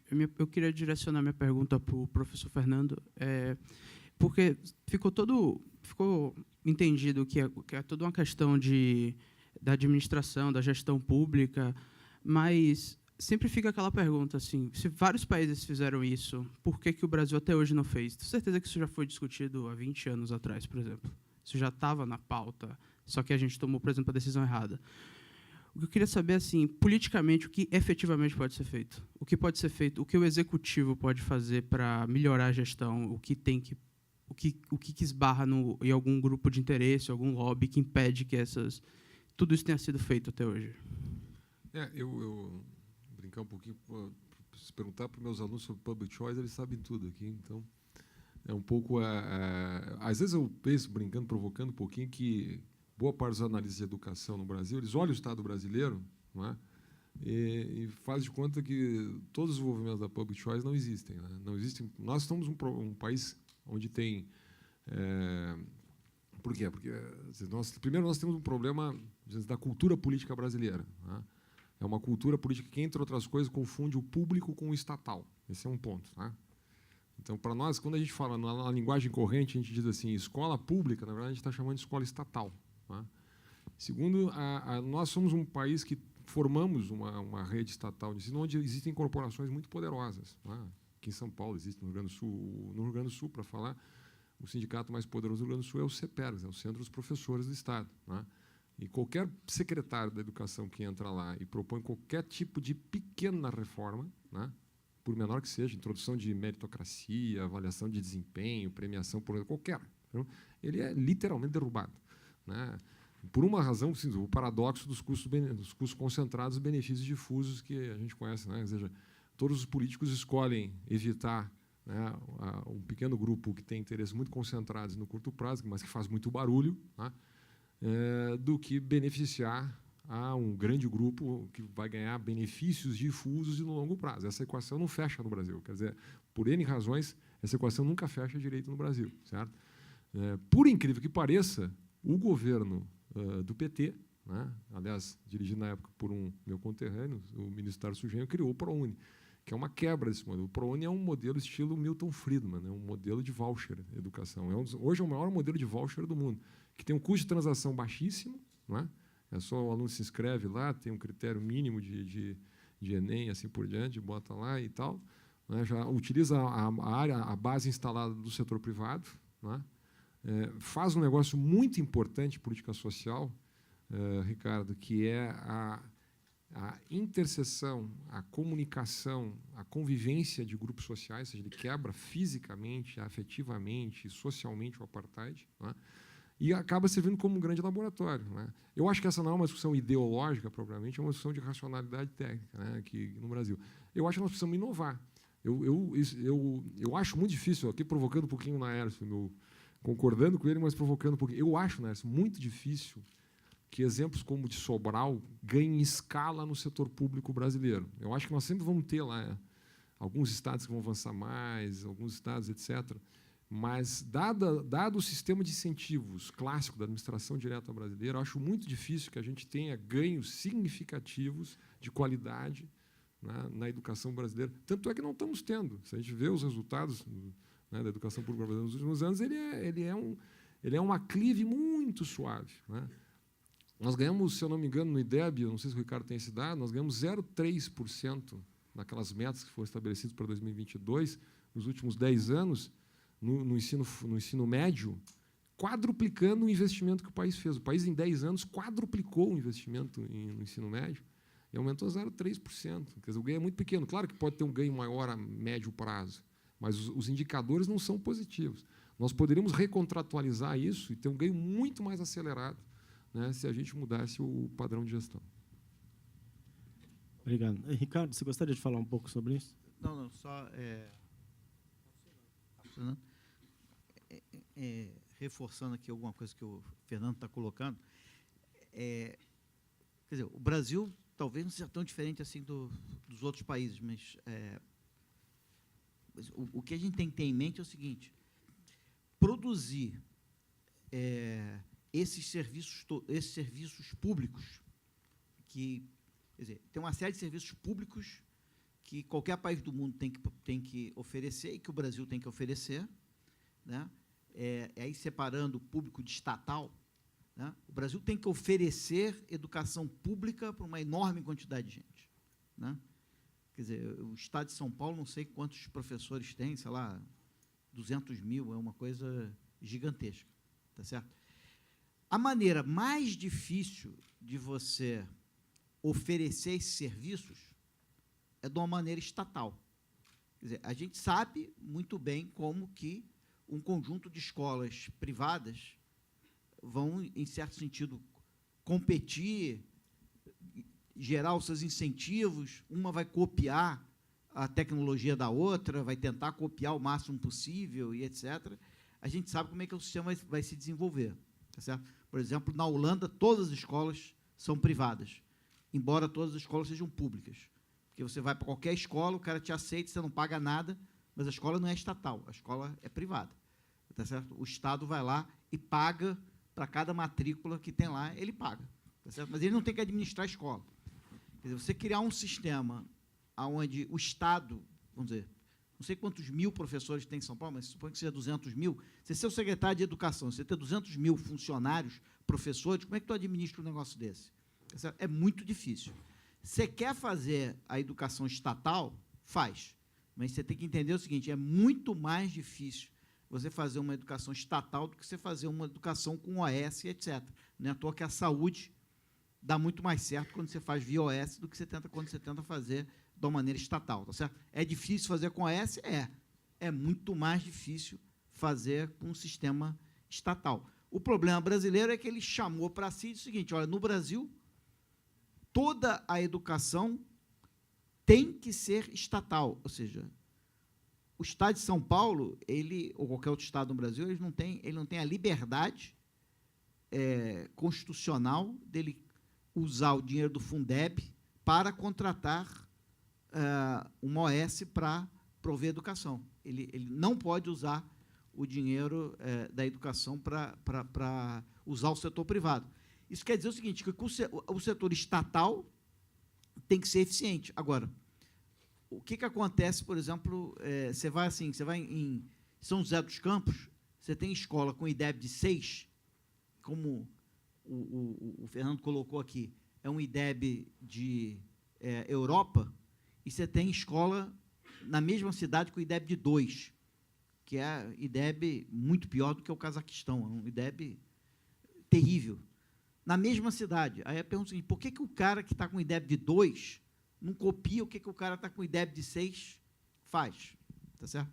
A gente sabe o seguinte, que um sistema privado, você não tem companhia aérea que teria nota 6 e a outra nota 2. O cara, no dia seguinte, ou estava fechando ou estava copiando o que o outro está fazendo. Tá certo? Não tem padaria em qualquer bairro que não copia uma a outra, tá certo?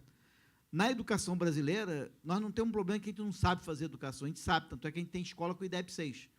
O problema é que a gente inventou um sistema estatal emperrado que o cara que tem IDEB 2 não tem incentivo nenhum de copiar o cara que tem IDEB 6, tá certo? Então, o problema do Brasil é por que a sociedade brasileira aceita um sistema estatal emperrado que não tem nenhuma valorização pela meritocracia, nenhuma valorização por inovar e copiar a inovação dos outros, e que, portanto, dificilmente vai conseguir ter o rendimento. Quer dizer, exatamente o que o cara fez em Sobral é difícil de entender como que ele conseguiu aquele progresso todo, entendeu? Com uma coisa totalmente estatizada, ele conseguiu aquela coisa. Ele realmente conseguiu fazer o Estado produzir alguma coisa que o setor privado tem dificuldade de produzir, até que ele produziu melhor do que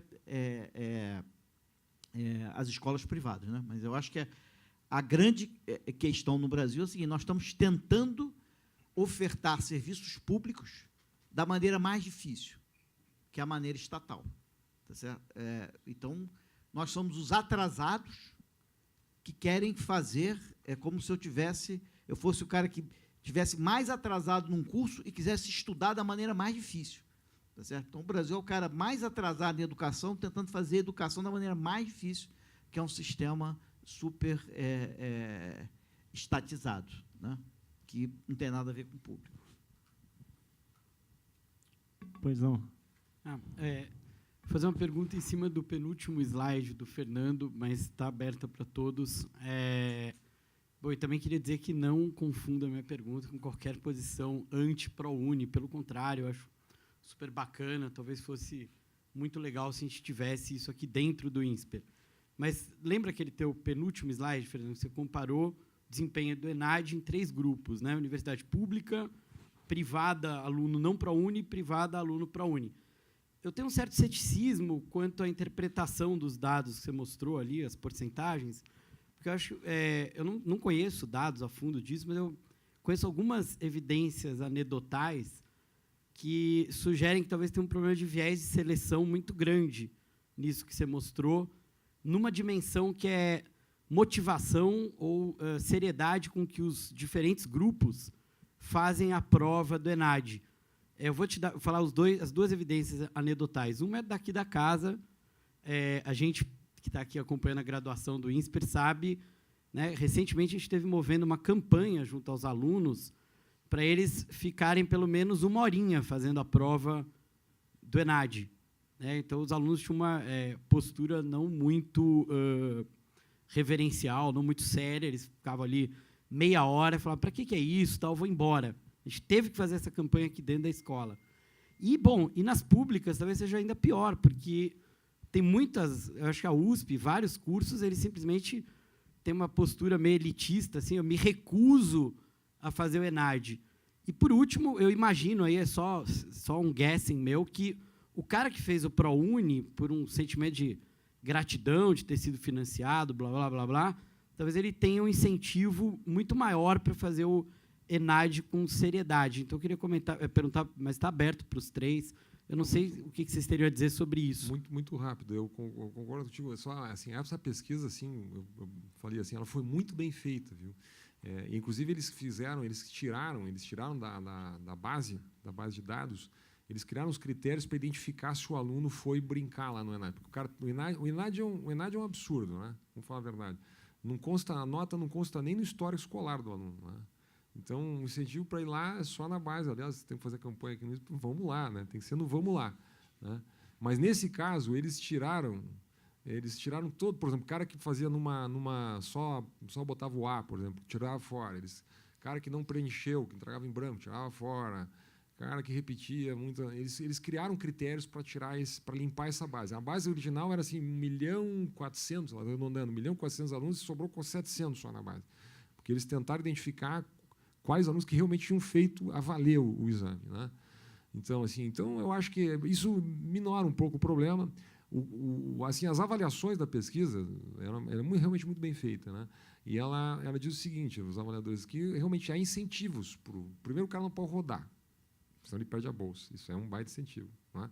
Agora, sejam quais forem os incentivos, não é? E eu acho bom que tem bons incentivos, o fato é que alunos egressos, né, de uma renda baixa, de famílias que não têm estrutura, que provavelmente estão naquela faixa ali de pais com escolaridade muito baixa, se colocados numa estrutura né, competitiva com alunos de maior renda, etc., eles vão bem, eles desempenham bem. Né? Essa é, assim, de uma maneira geral, isso é a mesma indicação que tem com a Charter nos Estados Unidos. É mais ou menos a mesma. Agora, acho que tem muita pesquisa para ser feita para frente, acho que não pode tomar isso como um dogma. Né? Também a posição contrária, às vezes, é muito perigosa, porque já pensou a gente concluir que, dado que ele é pobre, não aprende, bom, daí não dá para superar a pobreza com a educação, né? Porque aí é redútil ao absurdo. Né? Nós reduzimos tudo a nada, né? Não tem argumento. Né? Então, agora tem outros modelos. Eu vou só fazer 10 segundos aqui, não sei se a Helena está aqui, ou o meu aluno, o Guilherme. Nós estamos fazendo uma pesquisa aqui no INSPER, que é comparando o custo médio da educação no Estado de São Paulo, quanto é que o Estado de São Paulo gasta, e quanto que isso poderia comprar de educação no setor privado com uma qualidade superior à média que o Estado produz. Exatamente nessa preocupação do Ricardo. Vamos ver como é que vai ser o resultado. Eu desconfio que com o que o Estado de São Paulo gasta per capita, esta é a hipótese de partida, ele poderia comprar uma educação de muito mais qualidade num sistema concorrencial, aonde tem esse incentivo para uma escola copiar o modelo de gestão da outra. Tá? Vamos ver o resultado aí. Só nessa questão aí, só para te dizer o seguinte, o Binho, quando ele era governador do Acre, ele tinha que expandir a educação média, né? Aí ele tentou velar, negociar com o sindicato dos professores, etc., etc. Aí ele viu quanto que ia custar, tá certo? Aí uns padres chegaram para ele e falaram: olha, cara, a gente faz por 70% isso aí. Ele acabou expandindo a educação média, tá certo? Com o setor privado, mais barato, só que ele não podia usar o dinheiro do Fundeb para fazer isso. Tinha que usar o dinheiro do próprio Estado. Dado que ele ia usar de qualquer maneira, que já tinha estourado 25% dele lá, ele fez que era para o setor privado. Então, acho que tem vários estados que já sabem que é mais barato expandir a educação média. Tem provedores no setor privado capazes de expandir a educação média. Hoje mesmo eu estava conversando com uma escola, um grupo de escolas no Rio de Janeiro, que aprova não sei quantos % no IME e no ITA, tá certo? Que o custo deles, eles fizeram para ser o mesmo custo do que o Estado do Rio de Janeiro gasta por ano com aluno. Entendeu? Então, mais ou menos o mesmo custo, o cara consegue um desempenho enorme. Então, acho que já tem bastante evidência que o setor privado brasileiro consegue prover essa educação a um custo até mais baixo. Eu também conheço esse estudo do ProUni e realmente é muito bem feito e controlado. Agora, tem a questão do incentivo, né, que o aluno realmente, se ele repetir, ele perde a bolsa. E são alunos que têm boas notas no Enem para conseguirem a bolsa do ProUni, né? Então, eu concordo, eu sou favorável a charter schools. O importante, na verdade, no final das contas, é o aprendizado, não importa se é público, ou privado, ou estatal.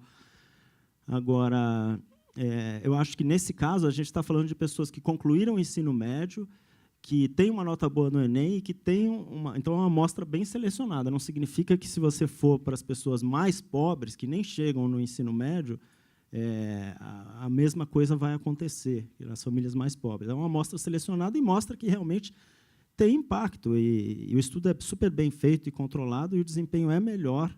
Inclusive, tem um papel mais importante ser bolsa ProUni do que a educação da mãe. Uma coisa, fiquei muito impressionado. Eu só acho que tem que ter também uma regulação importante, precisa tomar cuidado, porque, por exemplo, no caso do FIES, a gente viu que foram feitas mudanças que flexibilizaram o acesso e as faculdades basicamente extrapolaram. E aí agora nós estamos tendo que voltar atrás para segurar um pouco. Então, é preciso, realmente, do ponto de partida, eu concordo totalmente. Agora, a iniciativa tem que ser bem regulada para evitar problemas de implementação e que podem surgir no meio do caminho. Essa é a minha opinião, pelo menos. Bom, boa noite. Eu gostaria de direcionar uma pergunta aos três também. Eu não vi assim na apresentação de nenhum dos senhores o aspecto da educação profissional. Então, eu gostaria, primeiramente, de ouvi-los, né, ouvir a posição dos senhores sobre o papel da educação profissional hoje no país, como os senhores enxergam, enfim, o papel das escolas técnicas, Senai, FATEC, ETEC e tudo mais. E um segundo aspecto que me chamou a atenção, acho que o Fernando que destacou, né, eu particularmente concordo, né, é essa complexidade do welfare state, né, essa pletora, né, de serviços e de políticas, né, que compõem o welfare state e como elas não são excludentes, né, isso para a gente poder atacar um problema como que o Brasil, por exemplo, vive, né, de desigualdade de renda, desigualdade de educação, não existe uma bala de prata, né? Quer dizer, a gente precisa de uma série de políticas para lidarem com diferentes tempos na sociedade, né? Diferentes momentos de desenvolvimento da sociedade. E essa colocação sobre a gestão, especificamente, das escolas, eu achei muito interessante, porque é realmente uma inquietação que eu tenho. Por que nós não empregamos contrato de gestão, né, nas nossas escolas? Né? Por que nós não aproveitamos o modelo que já é usado na cultura, na saúde, né, e agora, no estado de São Paulo, pelo menos, vem sendo expandido para outras áreas, né, para a educação? Então, é mais uma consideração, mas eu acho que mostra um pouco a resistência ideológica mesmo que existe, né, e que ganha guarida, né, com as entidades de classe, né. Mas eu queria focar nessa questão da educação profissional e ouvir um pouco como que os senhores a enxergam. Obrigado. PB, você gostaria de responder sobre ensino profissional? Só posso dar um toque sobre o welfare state. Aqui a gente, só para não parecer que é uma crítica global que eu faço ao, né, o Estado brasileiro é muito eficiente para cumprir algumas das funções clássicas do welfare, por transferência de renda. Nós conseguimos transferir Bolsa Família, um cartão eletrônico, imagina, todo mês, para quantas famílias hoje? Quantos cartões tem? 15 milhões, pode ser? Né? E chega no dia, se atrasa um dia, dá um tumulto que a gente viu aquela vez. Então, o Estado brasileiro consegue fazer uma eleição com 110 milhões, né? Não tem uma discussão sobre se foi certo ou não a última vez, mas sempre foi um modelo internacional, né? Consegue recolher imposto de renda via eletrônico. Assim. Então, o Estado brasileiro consegue cumprir algumas funções para um país desse tamanho, com essa população, etc., com essa simetria social, de maneira brilhante. Né? Agora, o que eu estou dizendo é que o Estado é incapaz, por uma série, não vai dar tempo, mas uma série de características específicas do direito administrativo brasileiro, ele é muito incompetente, muito ineficiente na prestação de serviços. O Estado consegue distribuir 15 milhões de cartões, mas não consegue administrar uma escola. Entende? Não consegue administrar um hospital, comprar gás, comprar giz, comprar um livro para a biblioteca, seja, fazer a microgestão, né, por uma série de posições de incentivo. É um problema principal agente brutal. Quando você cria, por exemplo, o que é a contratualização? Você diminui o problema principal agente. Você cria uma separação jurídica, se cria um contrato de gestão, cria metas, né, sistema concorrencial, você faz um alinhamento de interesses. Claro, então, por isso ele é um sistema superior. Né. Sobre educação profissional, eu deixo vocês responderem. Só complementando, o curioso é que o Estado brasileiro faz mal aquilo que ele não precisava fazer, né? Quer dizer, exatamente aquilo que ele podia contratar, ele faz mal. Quer dizer, tirar um passaporte, que é uma coisa típica de Estado, você faz bem. Você consegue tirar um passaporte num tempo mais rápido, talvez, que você tire um passaporte nos Estados Unidos. Entendeu? E aquilo que ele podia facilmente contratar, que é serviço de educação, serviço de saúde, ele faz mal e não contrata. A questão da educação profissional é alguma coisa, sei lá, importante em qualquer sociedade. Eu acho que o Brasil está expandindo muito a educação profissional e todos os estudos que tem mostram que a educação profissional tem um impacto enorme sobre a renda das pessoas. Então, quanto mais tivermos de educação profissional, melhor. Eu queria só chamar a atenção o seguinte, eu acho que o que a gente faz, que a gente precisa fazer de uma maneira mais inteligente, é que não adianta muito você dar não a educação profissional lá no ensino médio, que você não tem esse problema, mas eu digo o seguinte, a educação profissional para trabalhadores, a gente, no Pronatec, a gente dá educação profissional para o desempregado, não é uma maneira muito inteligente de fazer, porque você dá a educação profissional para o desempregado, ele está no meio do curso, aí ele recebe uma oferta de emprego de uma outra coisa que não é daquilo que ele está sendo qualificado. Aí ele sai do programa para ir lá para o emprego dele. Ou ele termina o programa e consegue emprego em outra coisa. Quer dizer, eu acho que a chance de você qualificar um desempregado, ele obter um emprego naquilo que você formou ele, todos os estudos já mostraram que é bem pequena. Então, muito melhor do que isso é, na verdade, você qualificar o ocupado. Então, uma proposta que a gente sempre tem é você dar um voucher para o desempregado e diz para ele, olha, cara, eu não vou te qualificar agora. Você arranja um empregador, a hora que você arranjar um empregador, tá certo? Você combina com ele que você pode ser qualificado naquilo que interessa para ele e para você, e aí você faz um plano de carreira com ele. Aí você garante que aquela qualificação profissional vai ser útil para o emprego que o cara vai ocupar depois, tá certo? E isso pode trabalhar na direção de, se cada trabalhador brasileiro tivesse um voucher para cada ano, um empregador que conheceu um trabalhador com boas habilidades socioemocionais, fala, ó, esse cara é esforçado, esse cara é trabalhador, esse cara é honesto, o único problema dele é que ele não tem uma certa qualificação. Bom, mas se esse cara tem um folhetim de vouchers que garante para ele uma qualificação profissional gratuita todo ano, o cara fala, pô, vou empregar esse cara, que eu confio nele, e vou fazer um plano de carreira com ele. Ele, esse ano, se qualifica nisso, no outro ano se qualifica nisso, no outro ano se qualifica nisso, em 4 anos eu tenho um trabalhador qualificado que eu confio. E, portanto, com isso eu reduzo a rotatividade e aumento a produtividade.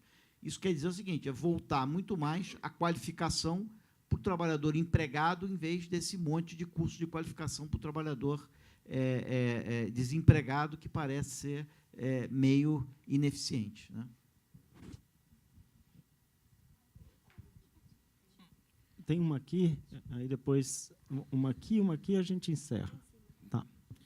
Bem, professor, eu gostaria de fazer uma comparação da educação meio com o setor produtivo.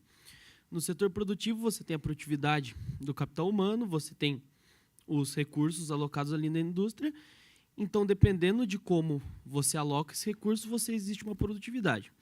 A minha analogia seria com a educação. A gente tem recursos hoje, no setor público e tudo mais, que se nós mudarmos a alocação deles, eles podem dar um output bom, e em quanto tempo isso aconteceria? E, pegando um gancho, a velocidade...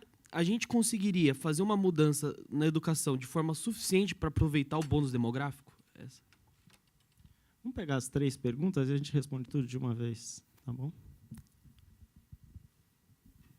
Bom, a minha é sobre essa parte de curso técnico, né? Eu coordeno no Rio, né, 2 instituições, e a gente tenta fazer um trabalho que chama Laboratório de Prática Profissional, e assim, o objetivo é pegar, né, a empresa, já que a empresa às vezes reclama que a pessoa não sai bem, né, qualificada dos cursos.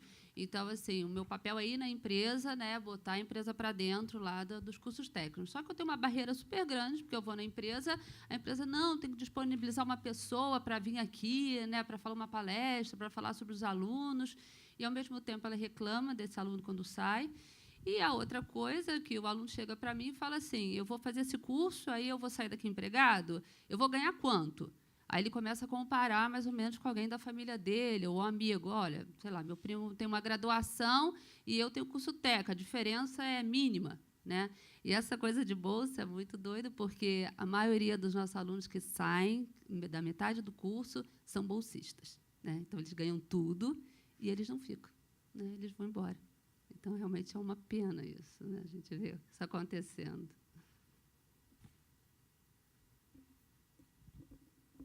Boa noite. Eu queria que vocês comentassem um pouco sobre uma modalidade de ensino que tem crescido muito, que é o EAD. Se isso realmente é inclusivo, reduz desigualdade, porque permite que esse pessoal que tem essa dificuldade de tomar condução para ir até a escola, tem questão de horário e tudo mais, e se realmente isso está funcionando. Obrigado. Fernando, acho que a primeira é para você, a questão da produtividade, como que se a gente conseguiria mudar a produtividade das escolas de maneira rápida, e quais os empecilhos para que isso acontecesse? Olha, para te dar uma resposta, bem, primeiro, para saber o que é produtividade em educação, você tem indicadores, tá? Então, você tem hoje IDEB, você tem Enem, você tem ENAD, você tem outros indicadores aí que são menos conhecidos um pouco, mas que podem... Tá? Então, em primeiro lugar, assim, quando eu faço essa distinção, que eu chamei de apartheid, se tu fizer, o PISA é um indicador, por exemplo. Então, ali você sabe quanto, né, o setor privado recebe, quanto o setor público produz. Né? Se você fizer no Enem, o resultado vai ser muito parecido. Né? A questão central é saber quanto é que custa para eu comprar o mesmo padrão de qualidade, né? Quanto é que cada real colocado pelo Estado produz que padrão de qualidade, ou que, né, produz que padrão de qualidade, que tipo de resultado, e cada real feito ou aplicado no modelo contratualizado pode produzir ou produziria, né, que padrão de resultado. Né? Essa é a única conta que eu estou dizendo de maneira bem informal, assim, eu acho plausível de ser feita. Né? E acho, todo o meu argumento, acho que o Ricardo também está reforçando esse argumento aqui, o NERS também, é que o Estado brasileiro poderia criar modelos de contratualização mais eficientes para que cada real colocado do orçamento público, e eu não consigo entender porque o Fundeb, por exemplo, veta a utilização de... O governo do Estado de São Paulo, por exemplo, né? O São Paulo tem uma rede privada de ensino médio extraordinária. São milhares e milhares de boas escolas, né? E é interessante, alguém falou aqui, bons modelos de regulação. Eu digo assim, pior que uma educação estatal deve ser um mau contrato de gestão privada, né? Uma má regulação. Né? Porque o setor privado ele é muito assimétrico também. Você tem excelentes escolas, você tem uma média mais elevada do setor estatal, mas você tem muita escola ruim. Né? Se o Estado, você credenciar... O Estado tem uma faca e o queijo na mão, porque na regulação o Estado só pode credenciar as boas. Ele tem... Né? Ele credencia só, ele pode credenciar só a Enem a partir de 550, por exemplo, senão não recebe. Olha o incentivo que vai dar para uma escola produzir Enem acima de 550. Né? Se fizer voucher, o cara diz assim, então eu vou ficar só no Enem 550, mas ele perde, né, a concorrência, porque o aluno, quando dá o direito, a bolsa, só para falar um pouquinho sobre isso, a bolsa funciona quando você faz isso que o Ricardo falou, você dá o voucher e o cliente do voucher, o usuário, o cidadão, o aluno, etc., o estudante, escolhe. Né? Nós, seres humanos, temos uma propensão, nós valorizamos o que nós escolhemos. Né? Se você der um livro aqui na saída, o pessoal não vai ler. Mas dá R$30 para ir na Livraria Cultura escolher o que você quer, você vai ler. Então, você já muda o sistema de incentivo, dá o voucher e o cara escolhe a escola. Aí o incentivo é fazer mais do que 550, não é nem, é fazer 600, 700, sei sabe quanto vai fazer, entende?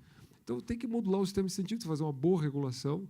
Né? Na minha visão, o sistema de contratualização ele retoma o controle do Estado sobre as unidades prestadoras de serviços, os hospitais, por exemplo. Ele pode dizer o seguinte, olha, se a evasão for superior a, sei lá, 35%, não renova o credenciamento, ponto. A escola vai fazer tudo para baixar a evasão. Se hoje uma escola estatal, tá, nessas normais do Estado de São Paulo, qualquer Estado brasileiro, tiver uma evasão alta, qual é a punição que ela recebe?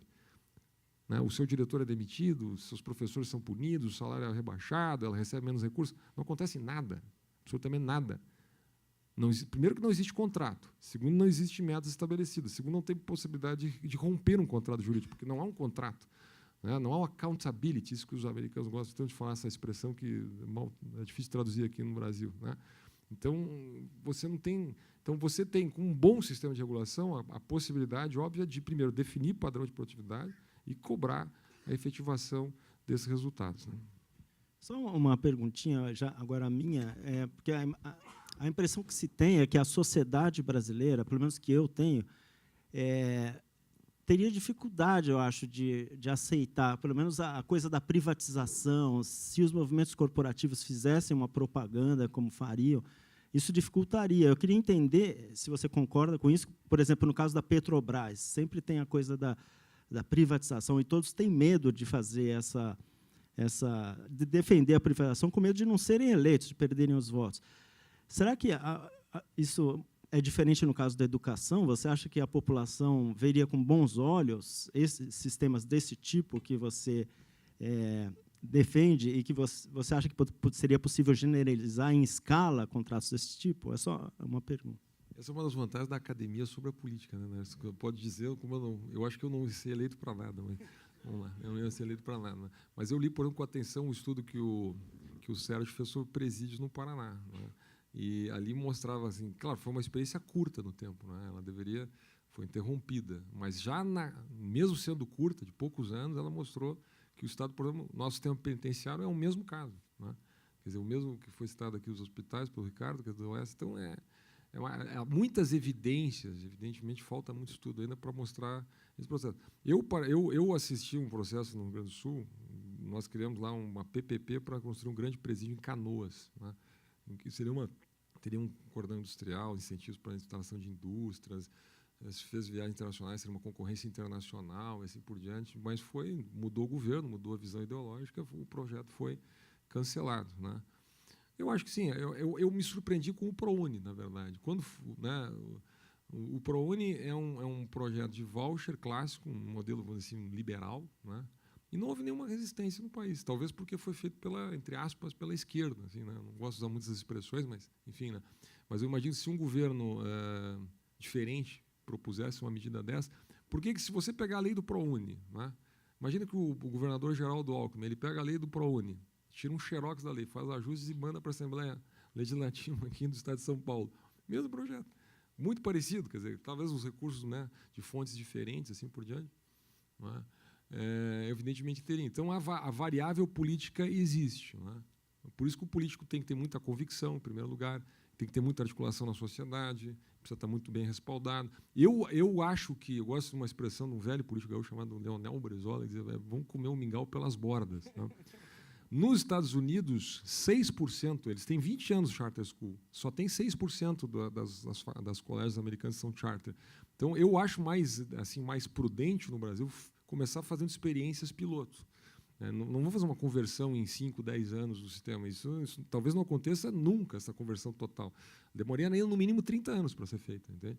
Mas acho que é importante o Brasil experimentar modelos novos, que, como diz o Barack Obama lá, servem como laboratórios de inovação, onde você vai poder, inclusive, testar um modelo. Obrigado. Ricardo, com relação à evasão... Terminar, eu acho que, primeiro, que o ProUni ele foi pensado originalmente como uma coisa emergencial. Uma coisa, quer dizer, eu acho que a ideia do PT é que o ProUni ia acabar, quer dizer, era só uma coisa enquanto você não conseguia expandir as escolas públicas para absorver esses alunos, e não como uma coisa permanente. Da mesma maneira que o Bolsa Família focalizado, às vezes, era pensado como um primeiro passo num Bolsa Família universal, né? Então, quer dizer, uma dessas coisas que começou como... Não temos dinheiro para dar Bolsa Família para todo mundo, vamos dar para os mais pobres. E aí acabou ficando assim, né? O ProUni era uma emergência que acabou ficando para sempre, né? Mas agora, eu concordo contigo o seguinte: a questão do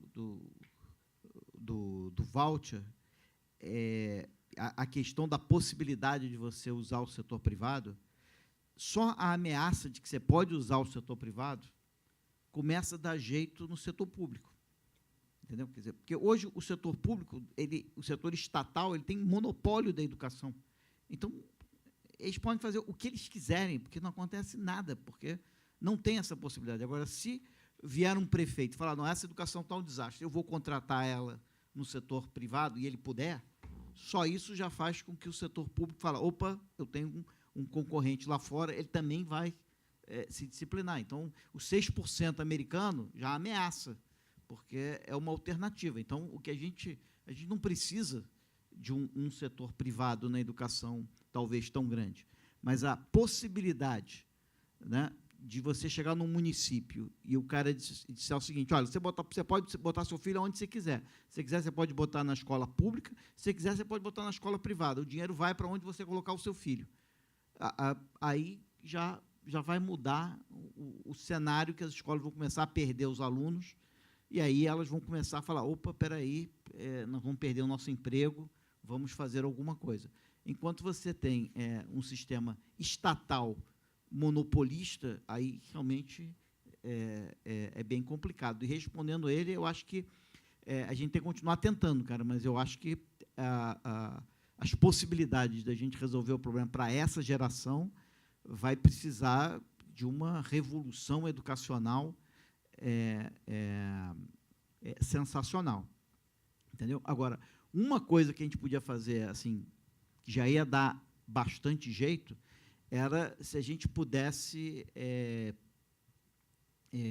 ter aí diretores de escola que a gente sabe que são muito bons e poder dar um incentivo para esse cara ir para uma escola que está funcionando muito mal, tá certo? Ou seja, você tiver um programa de realocação de bons diretores, tá certo?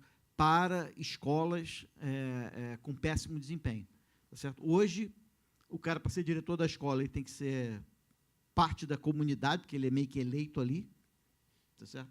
E o diretor que está numa escola que ele conseguiu botar para funcionar pelo mesmo salário, por que ele vai para uma escola que não está funcionando e que ninguém quer ele lá, tá certo?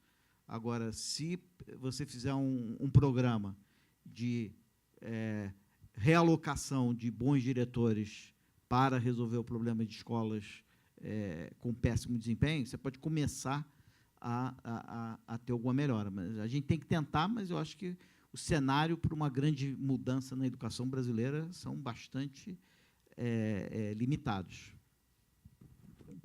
Só para a gente terminar, alguém conhece alguma avaliação de ensino à distância, da possibilidade de usar ensino à distância para democratizar o acesso ao ensino médio, ensino superior?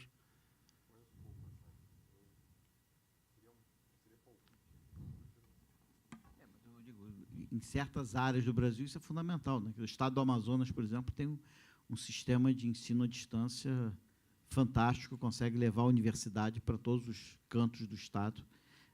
Então, acho que certamente democratiza o acesso, mas depende bastante de você ter tecnologia, né? Você tem que ter, vamos dizer, antenas que permitam você não só receber, mas conseguir se comunicar. Então, eu acho que se você tiver boa tecnologia, você pode, na região norte do Brasil, isso parece ser absolutamente fundamental, né? O Acre, mas principalmente o Amazonas, estão, com base nisso, fazendo avanços fantásticos, mas eu imagino que isso possa ser utilizado no país inteiro.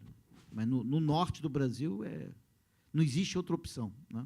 Tem que ser a educação à distância, com alta tecnologia, com antenas bidirecionais de comunicação, né?